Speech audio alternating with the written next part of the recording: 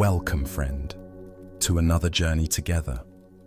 Tonight, we embark on an exploration of profound, hidden wisdom, meticulously preserved through ages to soothe the agitated mind and usher in a state of profound, restorative tranquility.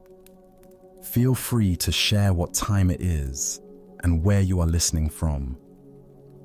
I'm going to share a curated collection of ancient parables and timeless Buddhist tales designed to unlock the deepest chambers of mental serenity and emotional liberation. Each narrative holds a potent, transformative teaching capable of recalibrating your entire inner landscape, dissolving the clutches of anxiety, incessant worry, and the endless pursuit of external validation. These are not mere stories for slumber.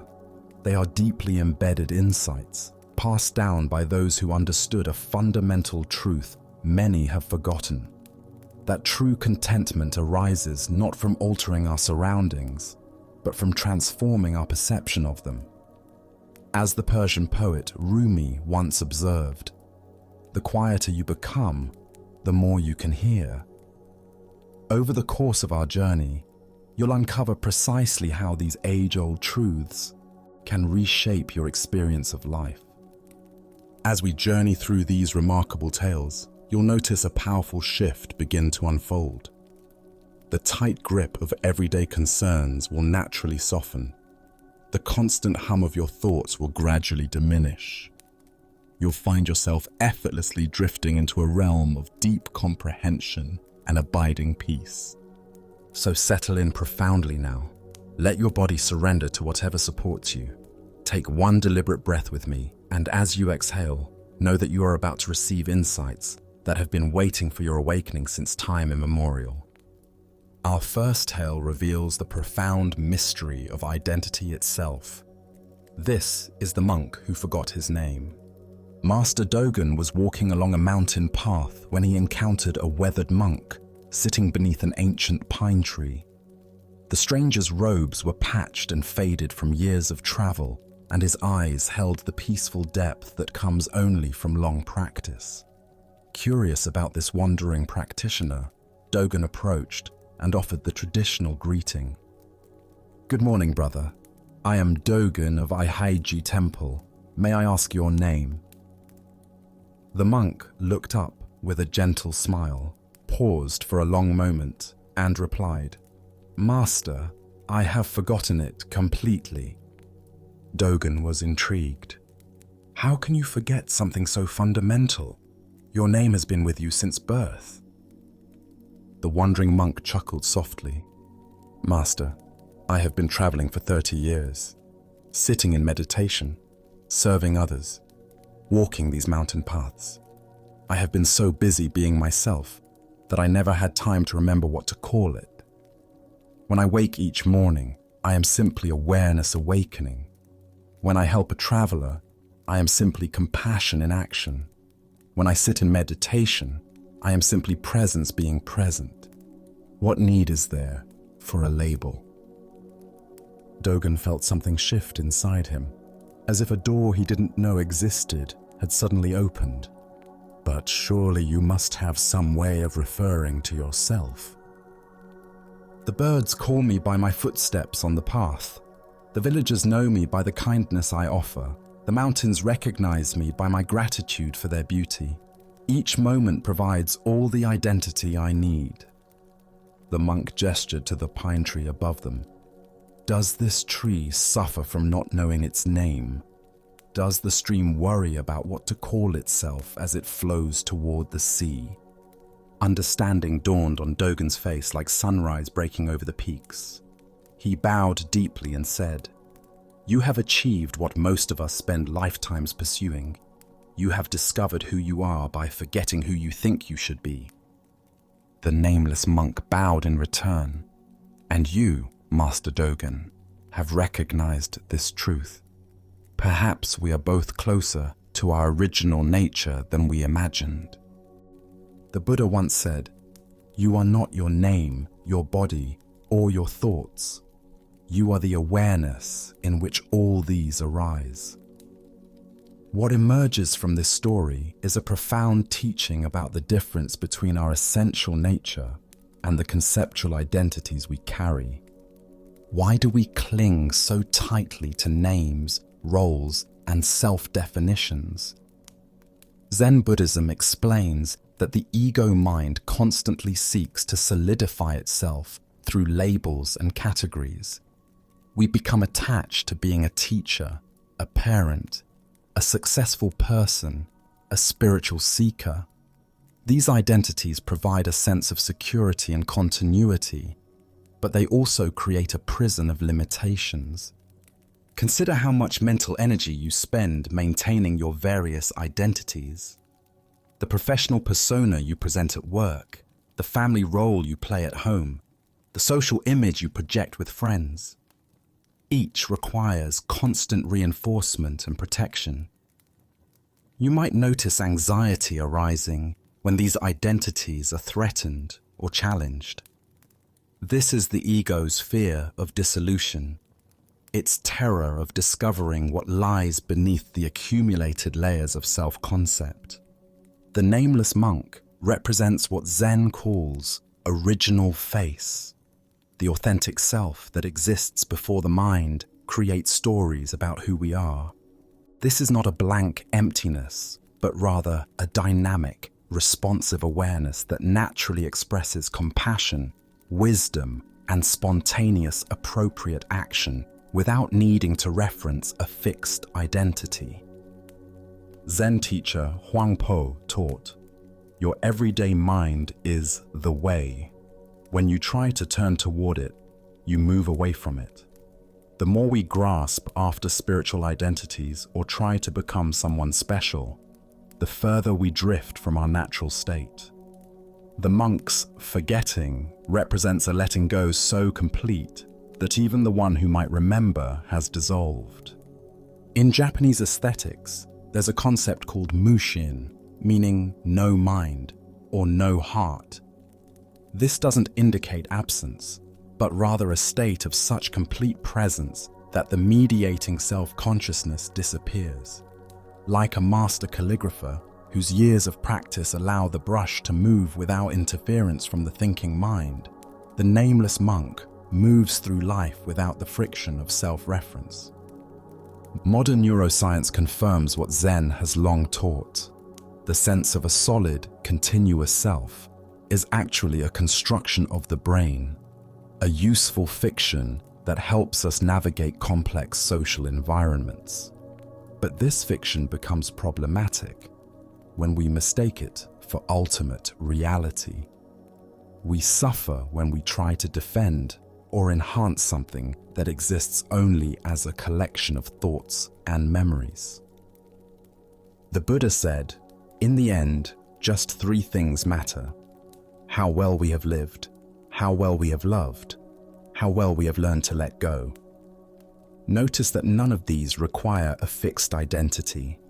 Living fully, loving deeply, and letting go completely are all expressions of our essential nature rather than achievements of a particular someone.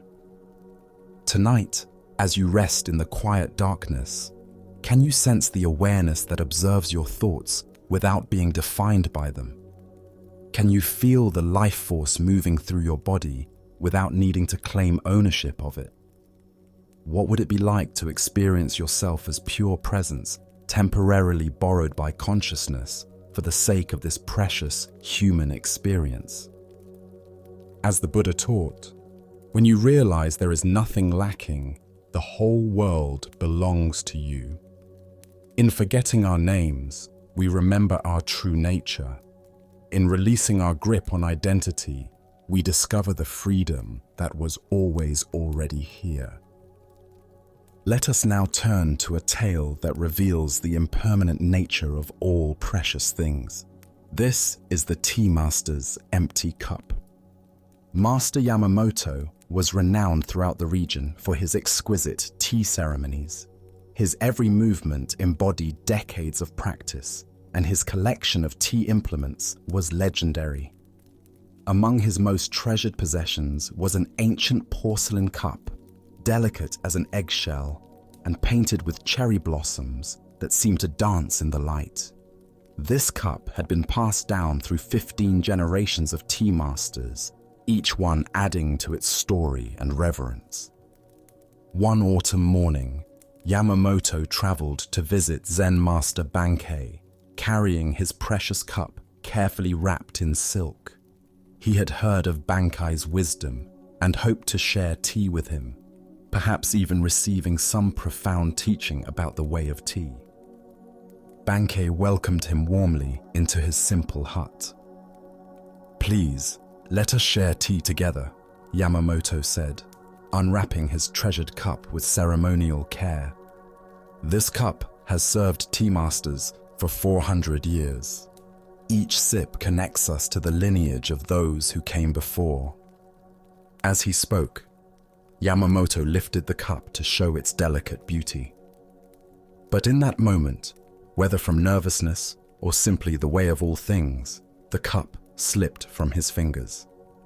Time seemed to slow as it fell through the air, then shattered against the stone floor with a sound like a small bell breaking. Yamamoto gasped and immediately dropped to his knees, tears streaming down his face. "Master Bankei, I am so sorry. This cup survived wars, earthquakes, and centuries of careful handling only to be destroyed in my carelessness. 400 years of history lost in a single moment." Bankei calmly bent down and picked up one of the larger shards, examining it with gentle curiosity. He turned it slowly in his weathered hands, feeling its texture and weight. "Tell me, my friend," he said quietly, "what is the age of this piece of clay?" Yamamoto looked up through his tears, confused by the question. "Master, this clay," Bankei continued, "before it was shaped into a cup, before it was fired in a kiln, before it was painted with cherry blossoms, how old was it then?" Yamamoto stared at the fragment in Bankei's palm. Slowly, understanding began to dawn.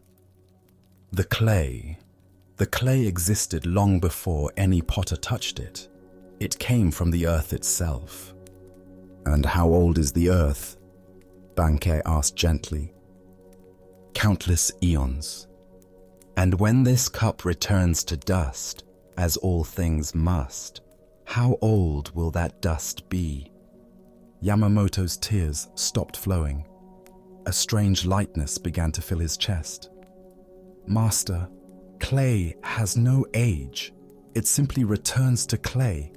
The elements that form this cup will become countless other things. Mountains, rivers, flowers, other cups." Bankei smiled and set the shard gently on the ground. "Now you understand the true nature of inheritance. What we pass down is not the temporary form, but our appreciation for the eternal transformation. Your 400 years of tea ceremony continue in you, not in any object." Yamamoto began to laugh, first softly, then with growing joy. "I was so attached to preserving the past that I forgot to be present for this moment. The cup served its final purpose perfectly, teaching me about impermanence." "Indeed," said Bankei.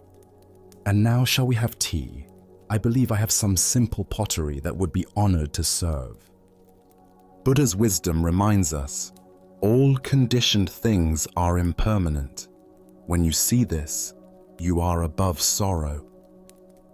The heart of this lesson lies in our relationship with attachment and the profound peace that comes from accepting the transient nature of all phenomena. Why do we suffer so intensely when precious things break, relationships end, or circumstances change? Zen Buddhism points to our fundamental misunderstanding of the nature of security. We unconsciously believe that permanence exists, that some things can be preserved forever, and that our happiness depends on maintaining certain conditions unchanged. This illusion creates what Buddhism calls dukkha, the suffering that arises from trying to grasp the ungraspable. We form attachments not just to objects, but to people, experiences, accomplishments, and even spiritual states, imagining they can provide lasting satisfaction. When these inevitably change or disappear, we experience the shock of broken expectations. Consider your own experiences of loss, perhaps a childhood home that was sold, a relationship that ended, a job that disappeared, or even small daily disappointments like a favorite restaurant closing. Notice how much of the pain comes not from the loss itself, but from the story you tell about what that loss means. The tea master's initial anguish came from his belief that something irreplaceable had been destroyed. Yet Bankei's teaching reveals a deeper truth. Nothing is ever truly lost because nothing was ever truly separate to begin with. The elements that compose the cup existed before its creation and continue existing after its destruction. This is not merely philosophical consolation, but a recognition of the fundamental interconnectedness that Zen calls interdependence. Vietnamese Zen master Thich Nhat Hanh teaches about interbeing, the reality that all phenomena exist only in relationship, constantly arising and passing away within an endless web of causes and conditions. The cup was never just a cup, but a temporary gathering of earth, fire, water, wind, and human creativity. When it shattered, nothing was lost. The elements simply returned to new possibilities. This understanding transforms our relationship with impermanence from fear to wonder. Instead of desperately trying to preserve things as they are, we can appreciate their constant becoming. The broken cup becomes teacher, the lost job becomes opportunity, the ended relationship becomes space for growth. Zen practice cultivates what the Japanese call mono no aware, a poignant awareness of the impermanence of all things. This isn't sadness, but rather a bittersweet appreciation that enhances, rather than diminishes, our love for what is temporary. Knowing that the cherry blossoms will fall makes their blooming more precious, not less. The Buddha said, "Attachment is the root of suffering." But this doesn't mean we should become cold or indifferent. True non-attachment is actually deeper love, appreciation that doesn't try to possess, gratitude that doesn't demand permanence, care that can let go when the time comes. Tonight, as you notice your tendency to grasp tightly to people, possessions, or plans, can you remember the clay returning to clay? Can you love fully while holding lightly, knowing that everything you cherish is on loan from the universe? What would it feel like to appreciate this moment's gifts without needing them to last forever? As the Buddha taught, everything is changeable. Everything appears and disappears. There is no blissful peace until one passes beyond the agony of life and death. In accepting impermanence, we discover the peace that doesn't depend on anything remaining the same. As we continue our journey through the wisdom of Zen Buddhism, we encounter a story about the paradox of effort and surrender. This is the student who couldn't sit still. Young monk Jishin had been at the monastery for 3 months, and his inability to sit in meditation had become legendary among the other students. During the morning zazen period, while his fellow monks sat like mountains, still, silent, and serene, Jishin was in constant motion. He would fidget with his robes, scratch his nose, shift his weight from side to side, and crane his neck as if looking for something he'd lost. His breathing was audible, marked by sighs of frustration. Inevitably, he would give up, stand quietly, and pace at the back of the meditation hall. The other students whispered about him during work periods. Some felt sorry for him, others were annoyed by the distraction, and a few smugly assumed he simply lacked the proper commitment to practice. But Master Ryoen, the temple's abbot, watched Jishin's struggles with patient interest, saying nothing for months. One crisp morning after another failed attempt at sitting, Jishin approached his teacher with tears of frustration in his eyes. "Master, I am clearly not suited for this practice. Perhaps I should return to my family's farm. I cannot seem to find even a moment of stillness." Ryoen looked at the young monk with kind eyes. "Jishin, I have a different task for you. Our monastery garden has been neglected. The weeds are overtaking the vegetables, and the paths need tending. Would you be willing to care for it?"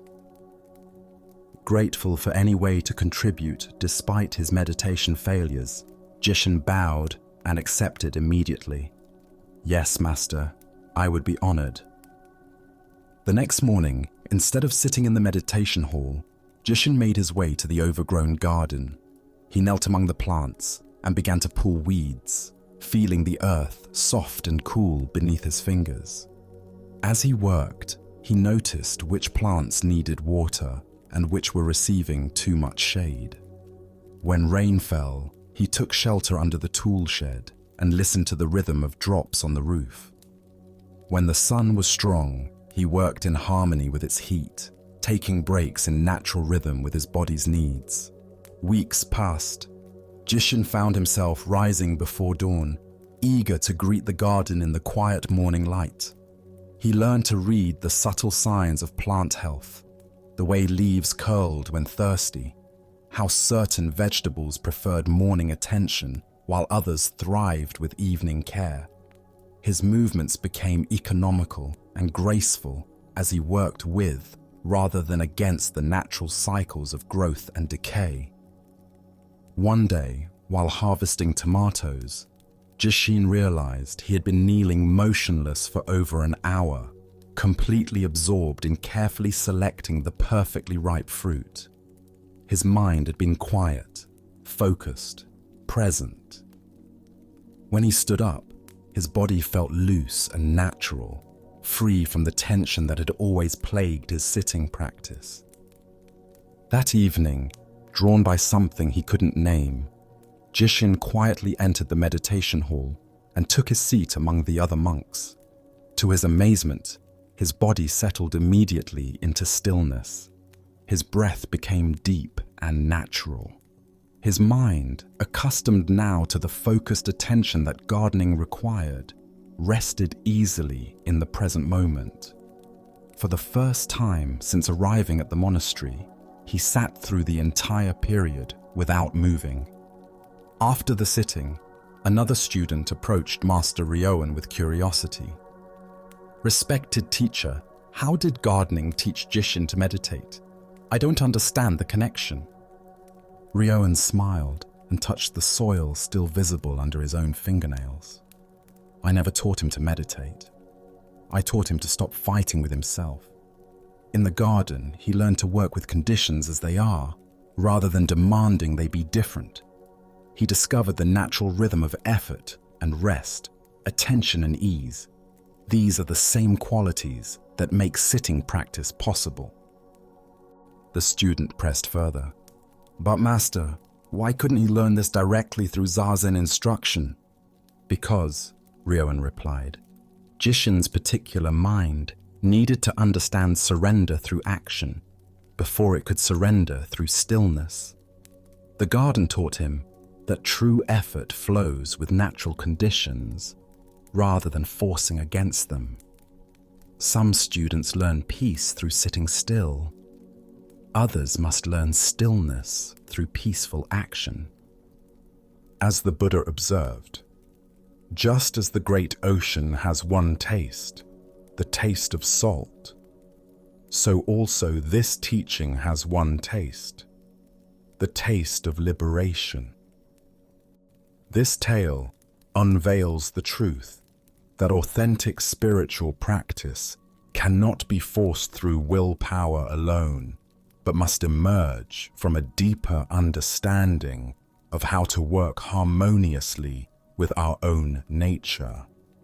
Why do we struggle so often when we try to impose spiritual discipline on ourselves? Zen Buddhism reveals that much of our suffering in practice comes from what it calls gaining mind, the ego's attempt to achieve enlightenment through force and acquisition. We approach meditation like a military campaign, trying to conquer our thoughts and subdue our restless energy through sheer determination. This approach inevitably creates internal warfare. Part of us wants to be still and peaceful, while another part resists control and rebels against imposed discipline. The more forcefully we try to suppress our natural energy, the more turbulent it becomes. We end up fighting ourselves, creating exactly the kind of internal tension that makes meditation impossible. Look deeply at your own relationship with spiritual practice. Do you notice the subtle violence of demanding that your mind behave differently than it does? The frustration when your meditation doesn't match your expectations? The self-judgment when you feel distracted or agitated? Each of these represents a form of fighting with yourself rather than learning to work skillfully with your actual conditions.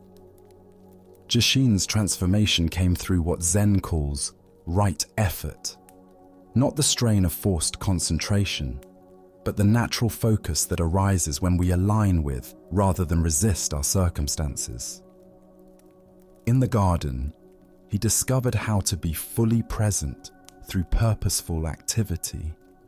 His attention was naturally drawn to the immediate needs of the plants, the texture of soil, the rhythm of seasons.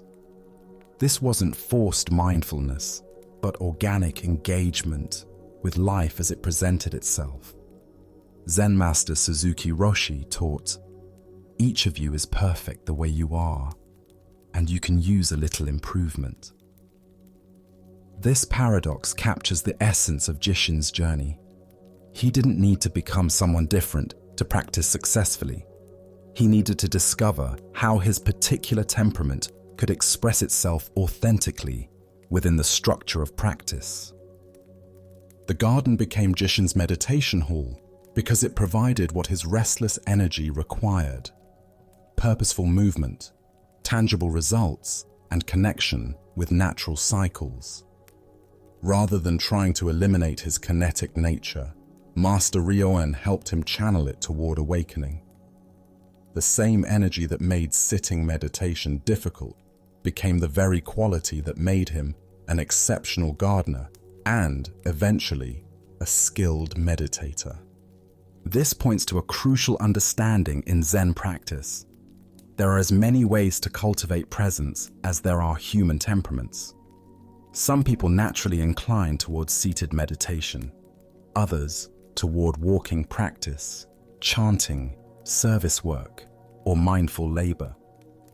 The key is not finding the right practice, but discovering how your unique constitution can most authentically express the universal principles of awareness, compassion, and wisdom. Vietnamese Zen teacher Thich Nhat Hanh speaks of engaged Buddhism, the recognition that washing dishes, caring for children, or tending gardens can be as profound as any formal meditation when approached with full presence. Jishin's story illustrates this perfectly. His breakthrough came not through perfecting a particular technique, but through learning the fundamental attitude that makes all practice effective: willing cooperation with what is. The Buddha said, "Hatred is never appeased by hatred in this world. By non-hatred alone is hatred appeased. This is a law eternal." This applies not just to external conflicts, but to our internal relationship with our own minds. Fighting our restless thoughts with mental force only creates more agitation. Learning to work patiently and skillfully with our minds as they actually are. This is the path to genuine transformation. Consider areas in your own life where you might be fighting yourself unnecessarily. Perhaps you struggle with a particular emotion, repeatedly trying to suppress anger or eliminate anxiety through willpower. Or maybe you have creative impulses that you judge as distractions from more serious pursuits. What would it look like to find skillful ways to channel these energies, rather than simply trying to eliminate them? Zen practice ultimately teaches us that enlightenment is not about becoming someone different, but about fully becoming who we already are beneath our conditioning and resistance. Jishin's restless energy was never the problem. His inability to find an appropriate expression for it was what created suffering.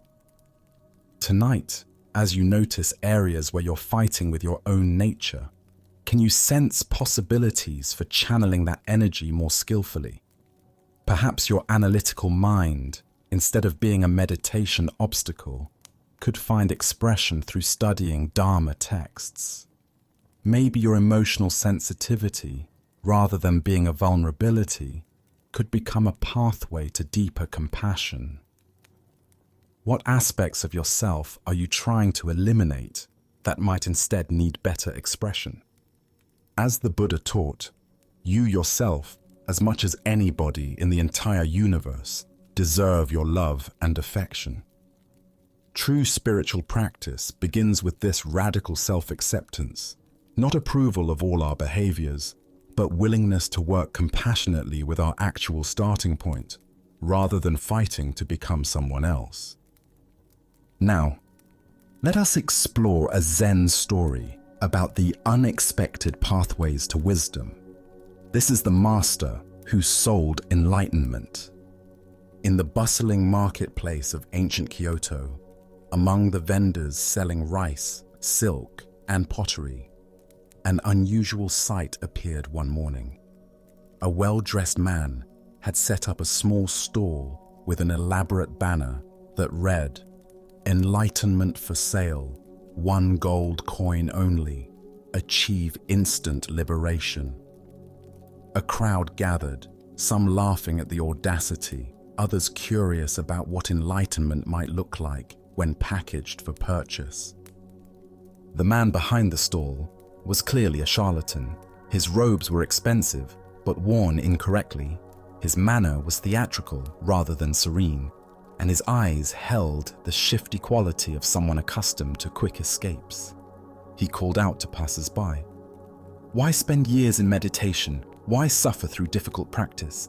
For just 1 gold coin, you can have what the monks struggle lifetimes to achieve. Most people walked by shaking their heads or muttering about the shamelessness of such a display. But as morning stretched toward midday, a familiar figure approached the stall. Master Ikkyu, renowned throughout the region for his wisdom and unconventional teaching methods, stopped before the banner and studied it with apparent seriousness. 1 gold coin for enlightenment? Ikkyu asked, stroking his beard thoughtfully. The charlatan's eyes lit up with greed, though he maintained his spiritual salesman demeanor. Yes, venerable master. The same enlightenment that takes decades to achieve through traditional methods. I offer it instantly, guaranteed. To everyone's amazement, including the charlatans, Ikkyu reached into his robes and produced a gold coin. This sounds like an excellent bargain, he said, placing the coin on the stall counter. I'll take 1 enlightenment, please. The crowd pressed closer, whispers rippling through the onlookers. The charlatan found himself in an unexpected predicament. He had never imagined someone would actually pay, especially not a genuine Zen master. Panicking slightly, he fumbled through his belongings, looking for something, anything, to give in exchange for the coin. Finally, his hands closed around a small mirror he used for grooming. Desperate to complete the transaction, He handed it to Ikkyu with great ceremony. "Here is your enlightenment, master. Look deeply, and all will be revealed." Ikkyu accepted the mirror with apparent reverence and gazed into its surface. For a long moment, he studied his own reflection, his weathered face, his knowing eyes, his slightly amused expression. Then, to everyone's surprise, he burst into delighted laughter. "Excellent!" he declared, raising the mirror toward the sky. "Worth every coin! This is indeed the most direct teaching I've encountered in years." The crowd murmured in confusion. The charlatan, emboldened by what seemed like validation from a respected teacher, puffed up with pride. "Master, I am gratified that you recognize the profound enlightenment I've provided. Tell us, what great wisdom did you discover?" Ikkyu's laughter grew even more joyous. "I discovered that a fool and his money are soon parted, and I am that fool." He laughed again, tears streaming down his cheeks. "For 1 gold coin, this man has shown me my own face and reminded me that enlightenment cannot be bought, sold, or possessed. The greatest teaching often comes from the most unexpected teachers." The crowd began to chuckle as understanding dawned. Ikkyu bowed deeply to the charlatan. "Thank you, friend, for this perfect demonstration of wisdom appearing through folly." He set the mirror gently on the counter and walked away, still chuckling. The charlatan stood stunned, holding the gold coin and staring at the mirror. Something had shifted inside him during this exchange. Watching a genuine master find wisdom in what he knew was a deception had cracked something open in his heart. For the first time in years, he felt ashamed, not just of being caught, but of the emptiness that had driven him to such deception in the first place. Years later, that same charlatan would be found sweeping the floors at Ikkyu's temple, having become one of his most devoted students. When asked about his transformation, he would say, "Master Ikkyu bought my enlightenment and then gave it back to me freely. I finally understood that what I was trying to sell, I didn't have, and what I was trying to buy, I already possessed." Buddha spoke of this when he said, "3 things cannot be long hidden: the sun, the moon, and the truth." Here we discover the profound teaching that wisdom often appears through the most unlikely circumstances, and that genuine understanding cannot be commodified or transferred, but only recognized within ourselves. Why are we so susceptible to the idea that enlightenment can be acquired from external sources? Zen Buddhism points to our deep conditioning toward transactional thinking, the belief that spiritual realization works like commerce, where we can exchange effort, money, or devotion for guaranteed results. This gaining mind approaches awakening as something we don't have that we need to get, rather than recognizing it as our essential nature temporarily obscured by conditioning. Notice how often we fall into this trap in subtler ways. We might shop for the perfect meditation technique, the right spiritual book, or the most enlightened teacher, imagining that the correct external formula will deliver the inner transformation we seek. While tools and guidance can certainly support our practice, the fundamental shift always happens within our own recognition. The charlatan's mirror accidentally provided what countless expensive workshops and elaborate practices often miss: direct confrontation with what is already here. Ikkyu's reflection showed him nothing he didn't already possess, yet in that moment of seeing clearly, the very ordinariness became extraordinary. This is what Zen calls original face, not some special spiritual state, but our natural awareness before it gets decorated with concepts and seeking. the deeper teaching emerges through Ikkyu's response to being fooled. Rather than anger or embarrassment, he found genuine delight in recognizing his own gullibility.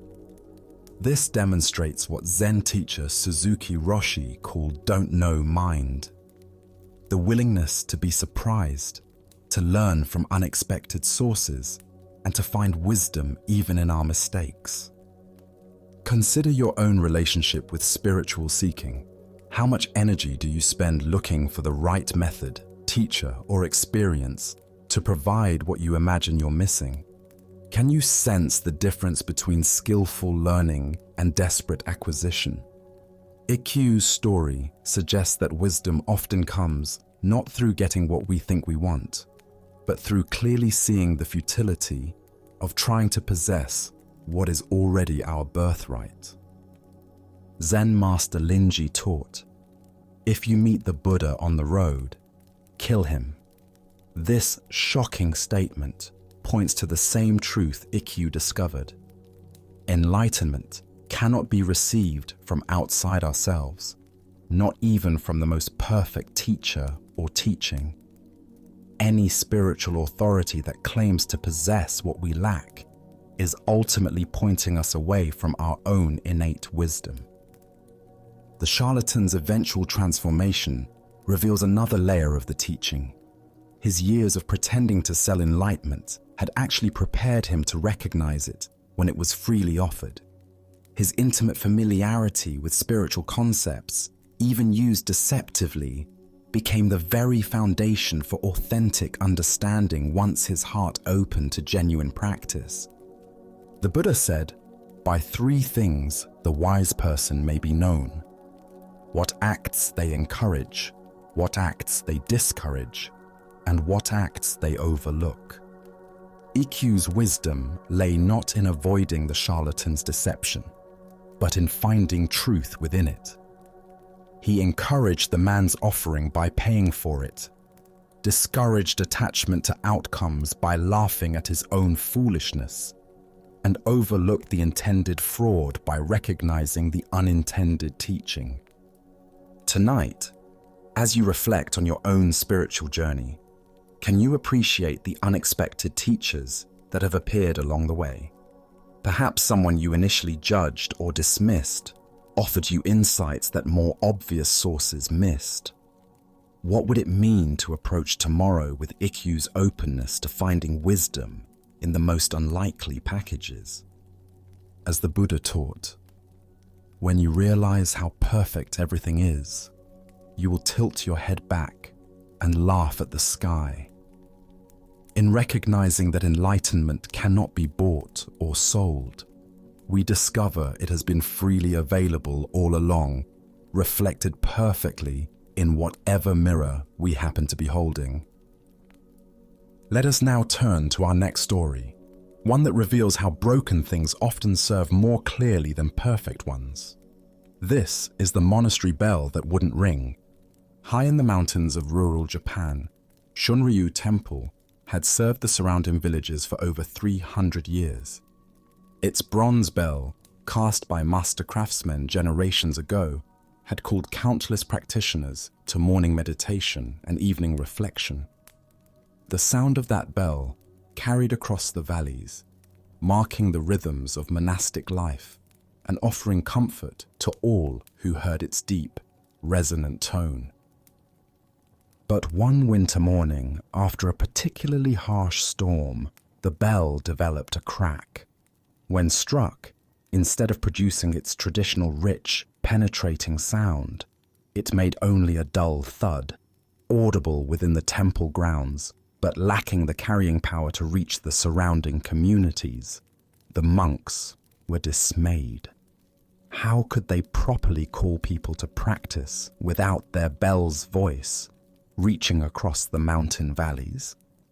Master Sengai, the temple's elderly abbot, examined the crack and estimated the cost of repair. It would require taking the bell to the distant city, an expensive undertaking that would drain the temple's modest funds. The monks began organizing to raise money for the restoration. eager to return their daily practice to its full dignity. After weeks of careful saving and small donations from villagers, the monks had finally collected enough gold to restore their bell. They presented the money to Master Sengai with pride and relief.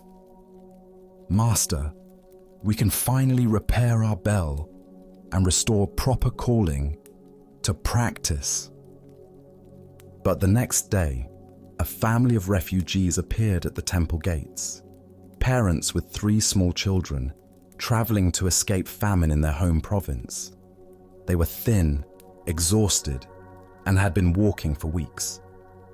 Master Sengai immediately welcomed them, and that evening he used the bell restoration fund to buy food, warm clothing, and supplies for their continued journey. The monks watched in frustration as their carefully gathered money disappeared, but said nothing out of respect for their teacher. They began collecting funds again, working extra hours, copying sutras for sale, and accepting additional manual labor in nearby villages. 2 months later, they had again accumulated enough for the bell repair. But that very week, an elderly wandering monk arrived at the temple, ill with fever and needing medical attention. Once again, Master Sengai spent the bell fund, this time on medicine and care for the sick traveler. When this happened a third time, the money going to help a village family whose house had burned down, the monks finally confronted their teacher. "Master Sengai," the head monk said respectfully but firmly, "how can we fulfill our duty to call people to practice without a proper bell? The crack makes it useless for reaching anyone beyond our walls. Our practice feels incomplete without the traditional calling." Master Sengai listened thoughtfully to their concerns.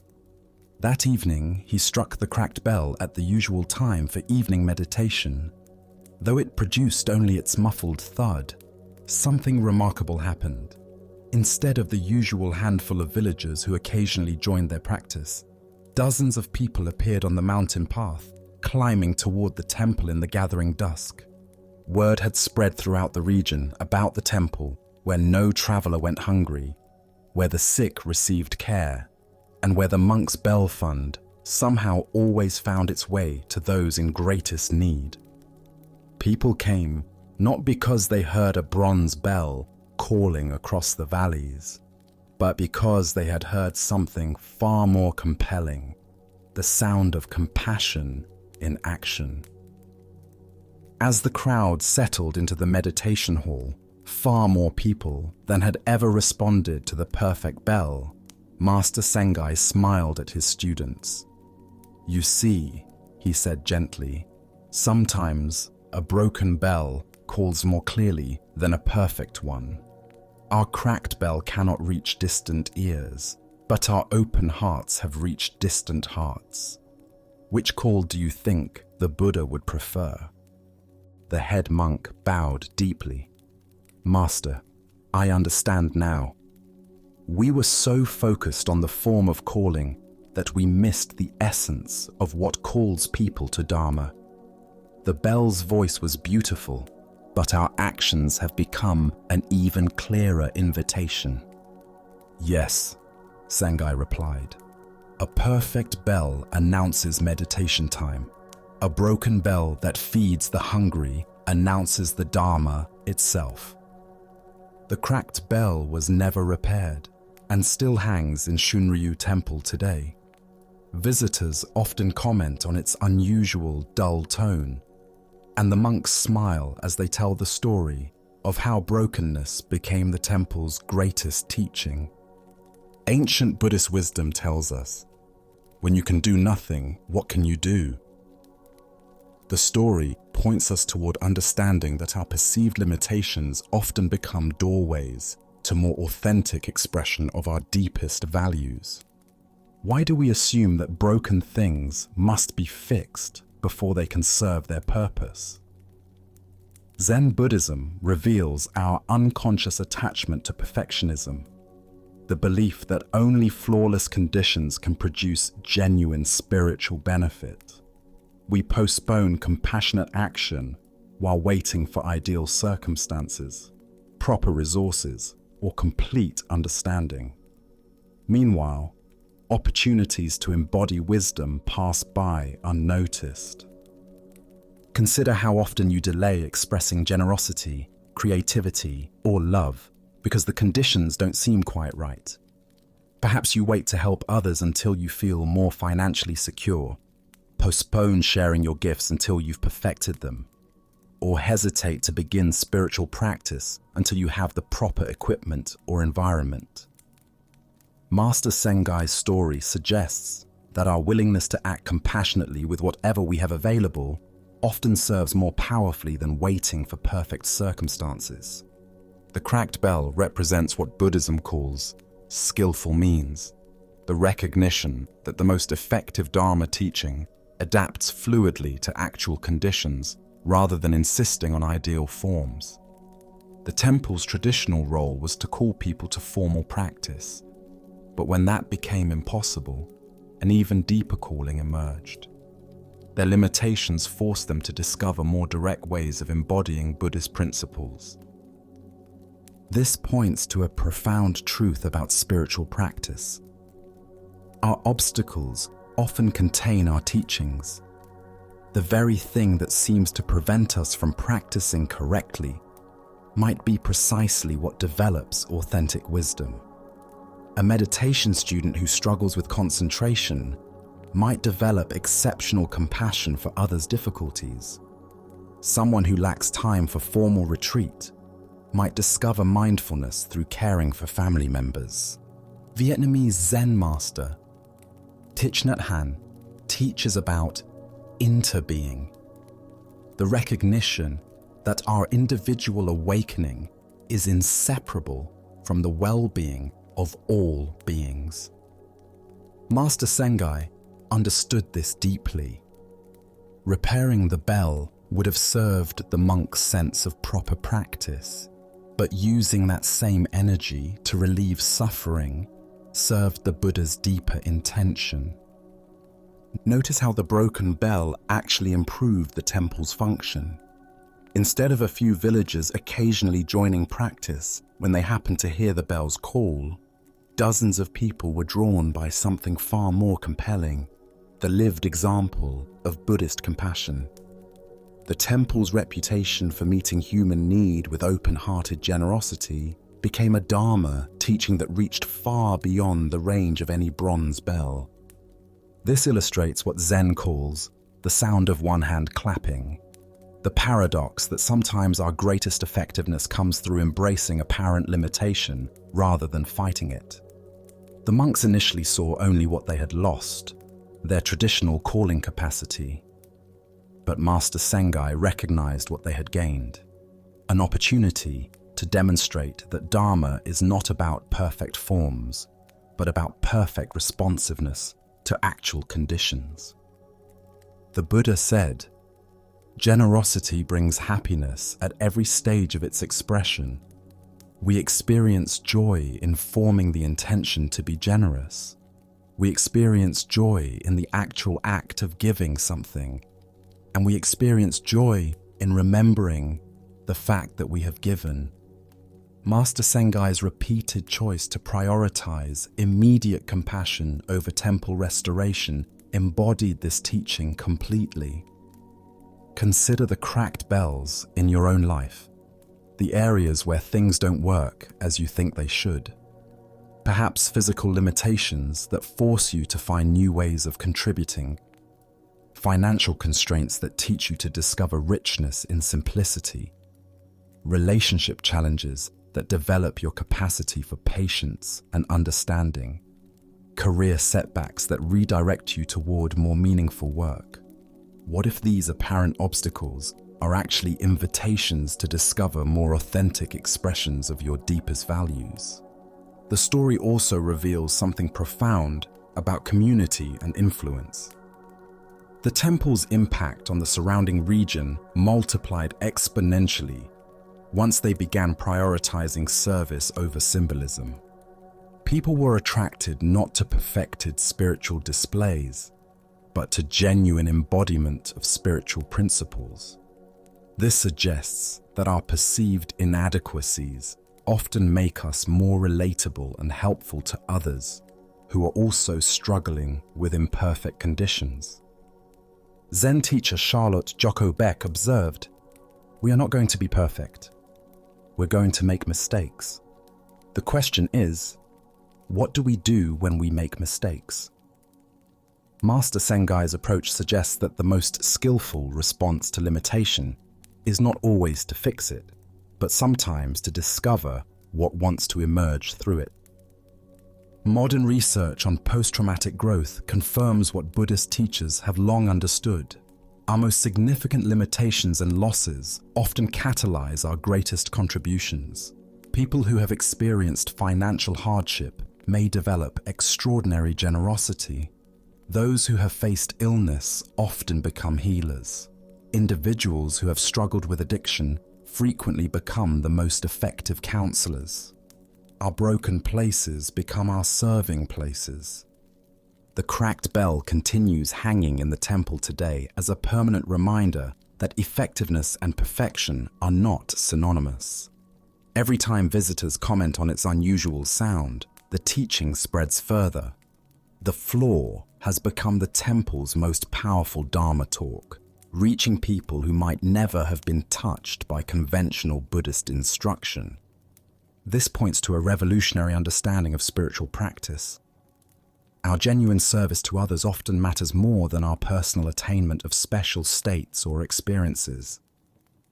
The monks thought they needed a perfect bell to fulfill their spiritual duty, but they discovered that feeding hungry travelers and caring for sick wanderers was actually a more direct expression of Buddha's teachings than any ritualized calling to formal practice.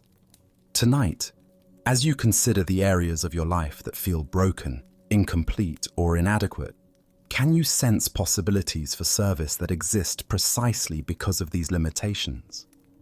Perhaps your financial constraints allow you to understand and help others who are struggling economically. Maybe your emotional sensitivity, which sometimes feels overwhelming, enables you to offer comfort to those who are suffering. What if your greatest vulnerabilities are actually your most profound qualifications for helping others? As the Buddha taught, thousands of candles can be lit from a single candle, and the life of the candle will not be shortened. Happiness never decreases by being shared. Master Sengai understood that the temple's broken bell could light thousands of candles of compassion, creating a calling that reached far deeper than any perfect bronze voice ever could. In accepting our cracks and limitations, we often discover that brokenness itself can become a form of beautiful music, not despite its imperfection, but because of the authentic humanity it reveals. Sometimes the most powerful Dharma emerges not from polished presentations, but from our willingness to serve wholeheartedly with whatever we actually have available. Let us now explore a story about the invisible burdens we carry through life. This is the tale of the empty backpack. In a serene monastery garden, where morning dew glistened on carefully tended paths, a young seeker approached his teacher with a question weighing heavily on his heart. His eyes reflected both determination and confusion as he bowed respectfully. "Master," he said, "I wish to understand my path on earth better. Why do I seem to carry my past and relive it again and again? Why can't I get past my past?" The master studied the young man with compassionate eyes, then gestured toward an intricate maze of translucent silk panels, shimmering in the garden's filtered sunlight. "Go forward into the maze," he said, reaching for a leather backpack. "But carry this as you walk. It will help you stay focused. Be careful though, as it is quite heavy." The young man accepted the backpack, initially surprised by how easily the master handed it over. But the moment it settled into his grasp, he gasped. The weight was extraordinary, forcing him to bend forward as he struggled toward the maze. Inside the silken labyrinth, he immediately encountered solid walls. Through the translucent material, he could see other seekers navigating their paths like distant ghosts. No matter which direction he turned, every path seemed blocked. Exhausted, he sat down to think. Others are clearly ahead of me, he thought. Should I cheat and crawl under the silk? After wrestling with these thoughts, he chose integrity. As he stood with renewed resolve, an opening magically appeared. Progress felt rewarding until he faced another wall. This time, good intentions yielded no results. The backpack's weight became unbearable, cutting into his shoulders. What could be so heavy yet feel so soft? Overcome with curiosity, he removed the pack and peered inside. It was completely empty. Yet when he lifted it again, the weight remained undeniable. As he placed it back on his shoulders, a voice whispered clearly, "Look inside of you, young man, for the weight lies there." Suddenly, memories flooded his consciousness. His childhood tormentors, accumulated hurts, and resentments carried for years. As he relived each painful experience, the backpack grew heavier. Then understanding dawned. I am the weight. I carry the burden of that which troubles me. With this insight, he began the work of forgiveness. I forgive you, wherever you are, he found himself saying. Immediately, the pack lightened and new pathways opened. As sunlight warmed his face, and he remembered moments of love, the weight continued diminishing until the backpack felt weightless. Finally, surrounded by solid silk walls, he sat in meditation. I am the light and the way. I recognize that I was the impediment, not anyone else. At these words, his feet began rising from the earth. He floated above the maze, seeing how others remained trapped by darkness in their own packs. With a thought, he found himself beside his teacher outside the labyrinth. Master, he said, his face radiant, I discovered that my darkness caused my weight, and my lightness freed me to fly. The master smiled knowingly. What do you feel, young one? Do you feel freed? Without waiting for an answer, he walked away. Buddha's wisdom reminds us, holding on to anger is like grasping a hot coal with the intent of throwing it at someone else. You are the one who gets burned. This ancient teaching illuminates the profound truth revealed in the empty backpack story. We are the creators of our own burdens. What emerges from this tale is recognition that our past does not imprison us. Our relationship to our past does.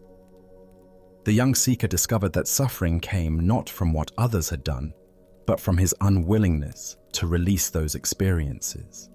The empty backpack represents the invisible weight of unprocessed emotions and unhealed wounds we carry through life. Why do we cling so tenaciously to our pain? First is our identification with wounds. We derive identity from grievances, thinking, I am someone who was wronged, rather than, I experienced wronging, but I'm not defined by it. Second is our addiction to the familiar. Even painful emotions become comfortable because they're known. Third is our misunderstanding of forgiveness, believing it means condoning harmful behavior rather than freeing ourselves from resentment's prison. Consider how this plays out daily. The colleague who received credit for your idea still triggers anger. The parent who criticized you decades ago still influences your self-talk. Each is an invisible item in your backpack, weighing you down. Zen teacher Jack Cornfield taught, forgiveness is giving up all hope of having had a different past. We cannot change what happened, but we can change our relationship to what happened. The energy spent maintaining grievances could be redirected toward creating the life we actually want. The floating represents lightness available when we release psychological burdens. This isn't about bypassing pain, but processing experiences fully and choosing freedom over familiarity, growth over grievance. Tonight, as you prepare for rest, what invisible weight might you be carrying? Perhaps it's time to examine what you've been holding on to and ask, does this serve my highest good, or is it time to set it down? As the Buddha taught, you yourself, as much as anybody in the entire universe, deserve your love and affection. The path to freedom begins with radical self-forgiveness and willingness to travel light through life's inevitable challenges. Now let us explore a story about the power of belief and the destiny we create through faith itself. This is the tale of the general and the coin that revealed truth. A Japanese general faced an impossible situation. His army was greatly outnumbered by enemy forces.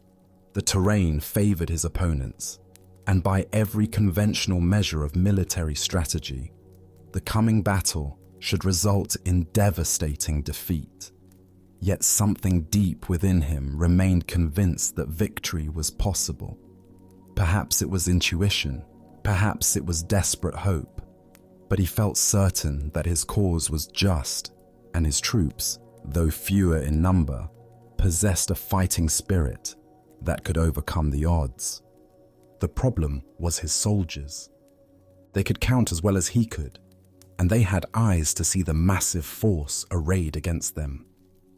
Fear rippled through their ranks like a contagion. Doubt clouded their faces. Whispered conversations filled with pessimism spread through the camp, and the general could sense that their morale was crumbling before the battle had even begun. He knew that an army convinced of its own defeat would indeed be defeated, regardless of any other factors. Technical skill, superior weapons, even numerical advantage means nothing when soldiers have already surrendered in their hearts. But an army that truly believed in its victory could accomplish seemingly impossible things through the sheer force of that conviction. On the morning of the battle, as they marched toward their destiny, the general led his troops to a small religious shrine that stood beside the road. This was a place where countless warriors had stopped over the centuries to pray before facing uncertain fate. The general gathered his men around him and led them in earnest prayer, asking for divine blessing and protection in the coming fight. When the prayers were finished, the general reached into his pocket and withdrew a simple coin. He held it high so that every soldier could see it clearly. "My brothers," he called out, his voice carrying across the assembled ranks, "we have prayed, and now we will let heaven itself reveal our destiny. I will toss this coin into the air. If it lands heads, we are fated to win this battle. If it lands tails, we are destined to lose. Let us discover what the gods have decided for us."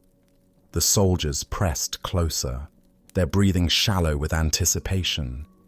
Everything seemed to depend on this single moment, this one flip of metals spinning through the morning air.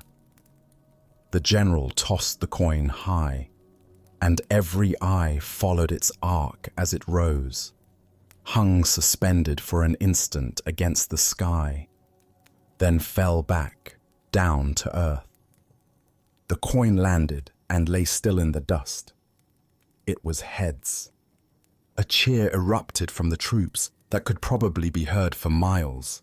Soldiers who had been grim and fearful moments before now laughed with joy and embraced each other with renewed confidence. The gods had spoken. Victory was assured. Their cause was blessed by heaven itself. Filled with this divine confidence, the soldiers attacked their enemies with such fierce determination and coordinated power that they achieved exactly what the coin had predicted. Against all odds, they won a decisive victory, routing forces much larger than their own and securing a triumph that would be remembered for generations. After the battle, as the general walked among his celebrating troops, his lieutenant approached him with wonder in his eyes. "General," the lieutenant said, "what an incredible thing. The coin revealed our true destiny, just as you said it would. Surely no human power can change what heaven has decreed." "You are absolutely right," the general replied with a knowing smile. He reached into his pocket and withdrew the coin, holding it so his lieutenant could examine it closely. "No one can change destiny." The lieutenant looked at the coin and gasped. Both sides showed heads. The Buddha once said, "All that we are is the result of what we have thought. The mind is everything. What we think, we become." Here we discover the profound truth that destiny is not something that happens to us, but something we create through the power of our own beliefs and expectations. Why do we so readily assume that fate is beyond our influence, when our own minds play such a crucial role in shaping what unfolds? Zen Buddhism teaches that while we cannot control all external circumstances, we have tremendous power over the internal conditions that determine how we respond to whatever arises. The general understood something profound about human psychology and the nature of reality itself.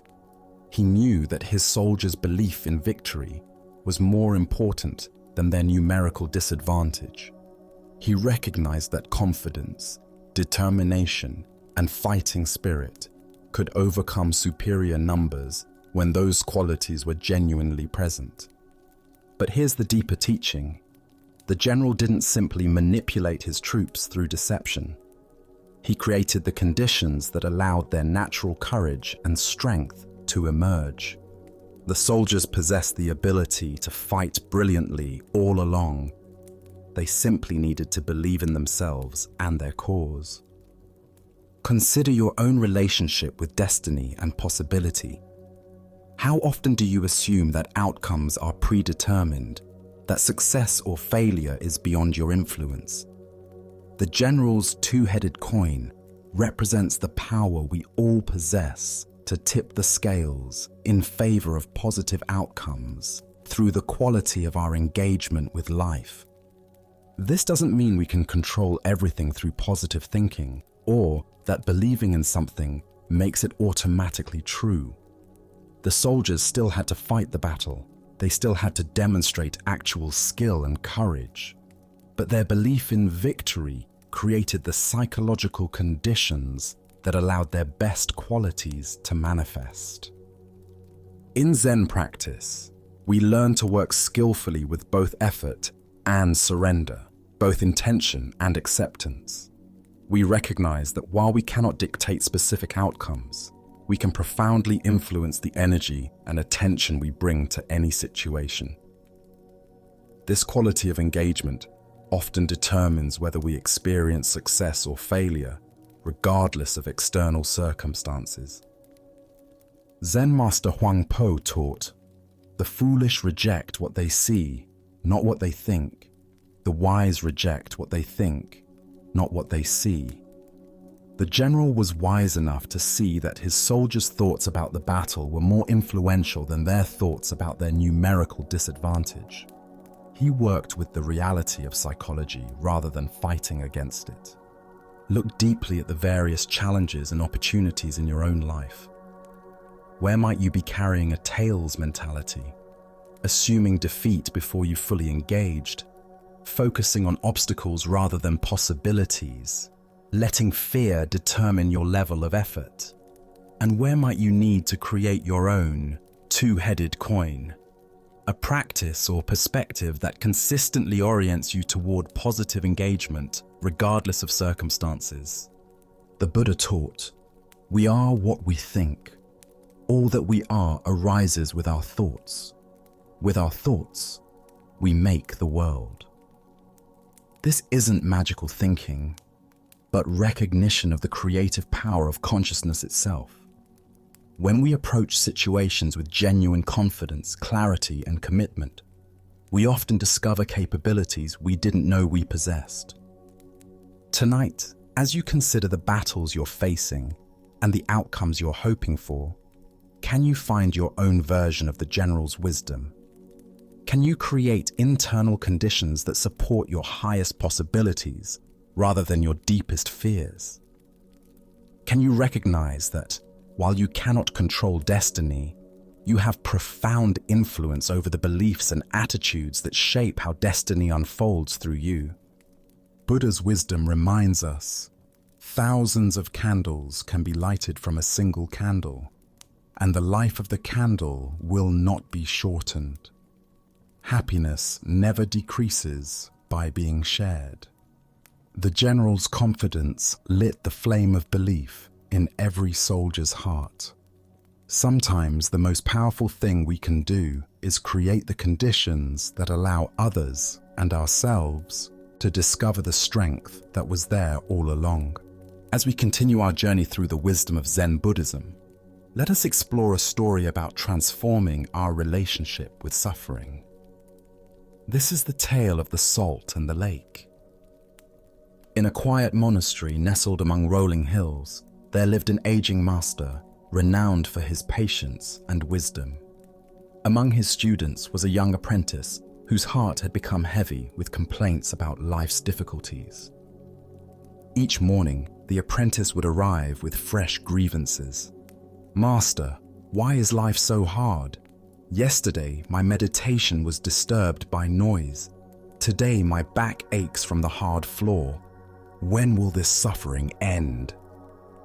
His voice carried the weight of someone who had catalogued every small discomfort until they had grown into an overwhelming burden. The master listened with infinite patience, but as days turned to weeks, he recognized that words alone would not shift his student's perspective. One crisp morning, as golden sunlight streamed through their simple dwelling, the master made an unusual request. "My dear student," he said gently, "I need you to go to the kitchen and bring me some salt. Just a handful will suffice." The apprentice, puzzled by this simple task, nonetheless obeyed. He returned with cupped palms containing coarse white crystals. "Now," the master instructed, producing a small glass of water, "place all of that salt into this glass and drink it." The young man hesitated. "Master, that seems like far too much salt for such a small amount of water." "Trust the process," the master replied. "Drink." The apprentice poured the salt into the glass, watching the crystals dissolve into a cloudy, unappetizing mixture. He lifted it to his lips and took a large gulp, immediately grimacing as the intensely bitter taste filled his mouth. "How does it taste?" the master asked. "Bitter," the apprentice spat. "Terribly, overwhelmingly bitter. I can barely stand it." The master chuckled softly. "Excellent. Now bring that same amount of salt and come with me." Together, they walked in contemplative silence until they reached the shores of a pristine mountain lake. The water stretched before them like a mirror, reflecting the sky so perfectly that it was difficult to tell where earth ended and heaven began. "Now," the master said, "place this handful of salt into the lake." The apprentice waded into the shallow water and opened his hands, watching as the salt crystals scattered across the lake's surface, quickly dissolving without leaving any visible trace. "Drink from the lake," the master instructed. The young man cupped the lake water in his hands and brought it to his lips. The water was clean, refreshing, with the pure taste of mountain streams.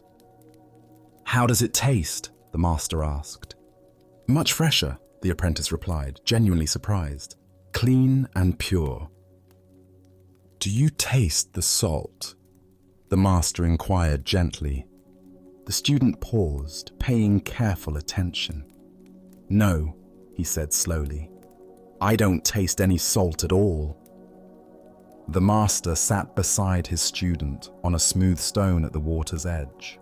His weathered hands reached out to clasp the young man's hands in profound tenderness. "My dear student," the master said, "the pain of life is pure salt, no more, no less. The amount of pain in existence remains constant, but the amount of bitterness we experience depends entirely on the container we put that pain into." The apprentice listened with new understanding. "When you are in pain," the master continued, "the only thing you can truly control is your response. You can choose to be a small glass where every grain of salt overwhelms your senses, or you can choose to enlarge your sense of things to become like this vast lake where the same salt dissolves harmlessly into something much greater." The master paused. "Stop being a glass, my friend. Become a lake. The Buddha once said, 'Pain is certain, suffering is optional.' This fundamental teaching reveals the heart of our relationship with difficulty. We cannot eliminate the challenges woven into human existence, but we have tremendous power over how that pain affects us." What emerges from this story is understanding about consciousness itself. Our awareness is not fixed in size. It can contract into the narrow confines of a glass, where every difficulty looms enormous, or it can expand into the spaciousness of a lake, where the same difficulties become manageable. Why do we often choose to be the glass rather than the lake? First is our tendency toward pain myopia, becoming so focused on discomfort that it fills our entire awareness. Second is our habit of story proliferation, taking a single, painful event and creating elaborate narratives about how unfair life is. Third is the comparing mind, measuring our pain against an imaginary standard of how life should be. The lake perspective doesn't minimize genuine pain or suggest passivity. Rather, it offers a skillful way of relating to inevitable challenges that doesn't compound them with unnecessary suffering. From lake consciousness, we can respond to problems more creatively because we're not overwhelmed. Zen master Thich Nhat Hanh taught, "Thanks to impermanence, everything is possible." From the lake perspective, we remember that everything arises and passes away within the vast space of awareness. Today's crisis becomes tomorrow's memory. We become a lake through practices that naturally expand awareness. Meditation teaches us to rest in spacious presence. Gratitude helps us notice experiences beyond immediate difficulties. Service reminds us that our pain is part of shared human experience. Tonight, as you reflect on current challenges, can you sense the difference between experiencing them from glass consciousness versus lake consciousness? What would it feel like to allow your awareness to expand beyond the immediate intensity of difficulties to include the vast context of this moment? As the Buddha taught, if you want to know your mind, sit down and observe it. If your mind is clear, happiness will come. The clarity he speaks of is not the absence of salt, but the spaciousness to hold it skillfully. In becoming lakes rather than glasses, we discover that pain can become a gateway to deeper compassion and freedom. Our next story reveals the profound difference between spiritual performance and authentic understanding. This is the teaching of the head that wished to be severed. In the great monastery of Chao Chu, where hundreds of monks gathered daily for meditation and study, the morning routines followed ancient rhythms. After the pre-dawn sitting, As the first light touched the mountain peaks surrounding the monastery, monks would disperse to their various duties, some to the gardens, others to the kitchens, still others to copying sacred texts or maintaining the buildings. One particular morning, the venerable abbot Chao Cho made his customary walk through the monastery grounds, checking on the well-being of his students and the condition of their practice. His presence was both gentle and penetrating. Monks never knew when their most casual words might become profound teachings, or when their deepest spiritual insights might be revealed as mere intellectual concepts. As he passed behind the main meditation hall, a building where the community gathered twice daily for silent sitting, the abbot noticed a young monk sitting alone in the shadow of the wooden structure. The monk appeared to be engaged in some form of practice, though he was apart from the scheduled community activities. "Brother," Chao Cho called softly, approaching with the quiet steps that had become second nature through decades of mindful walking. "Where have all the virtuous ones gone?" The question seemed simple enough, almost like casual conversation, but those familiar with Chao Cho's teaching style recognized the subtle depth in his inquiry. Was he asking about physical location, spiritual attainment, or something else entirely? The young monk looked up with an expression of confident understanding. He had been at the monastery for several years and prided himself on grasping the essential points of Zen teaching. This seemed like an opportunity to demonstrate his comprehension of the Dharma.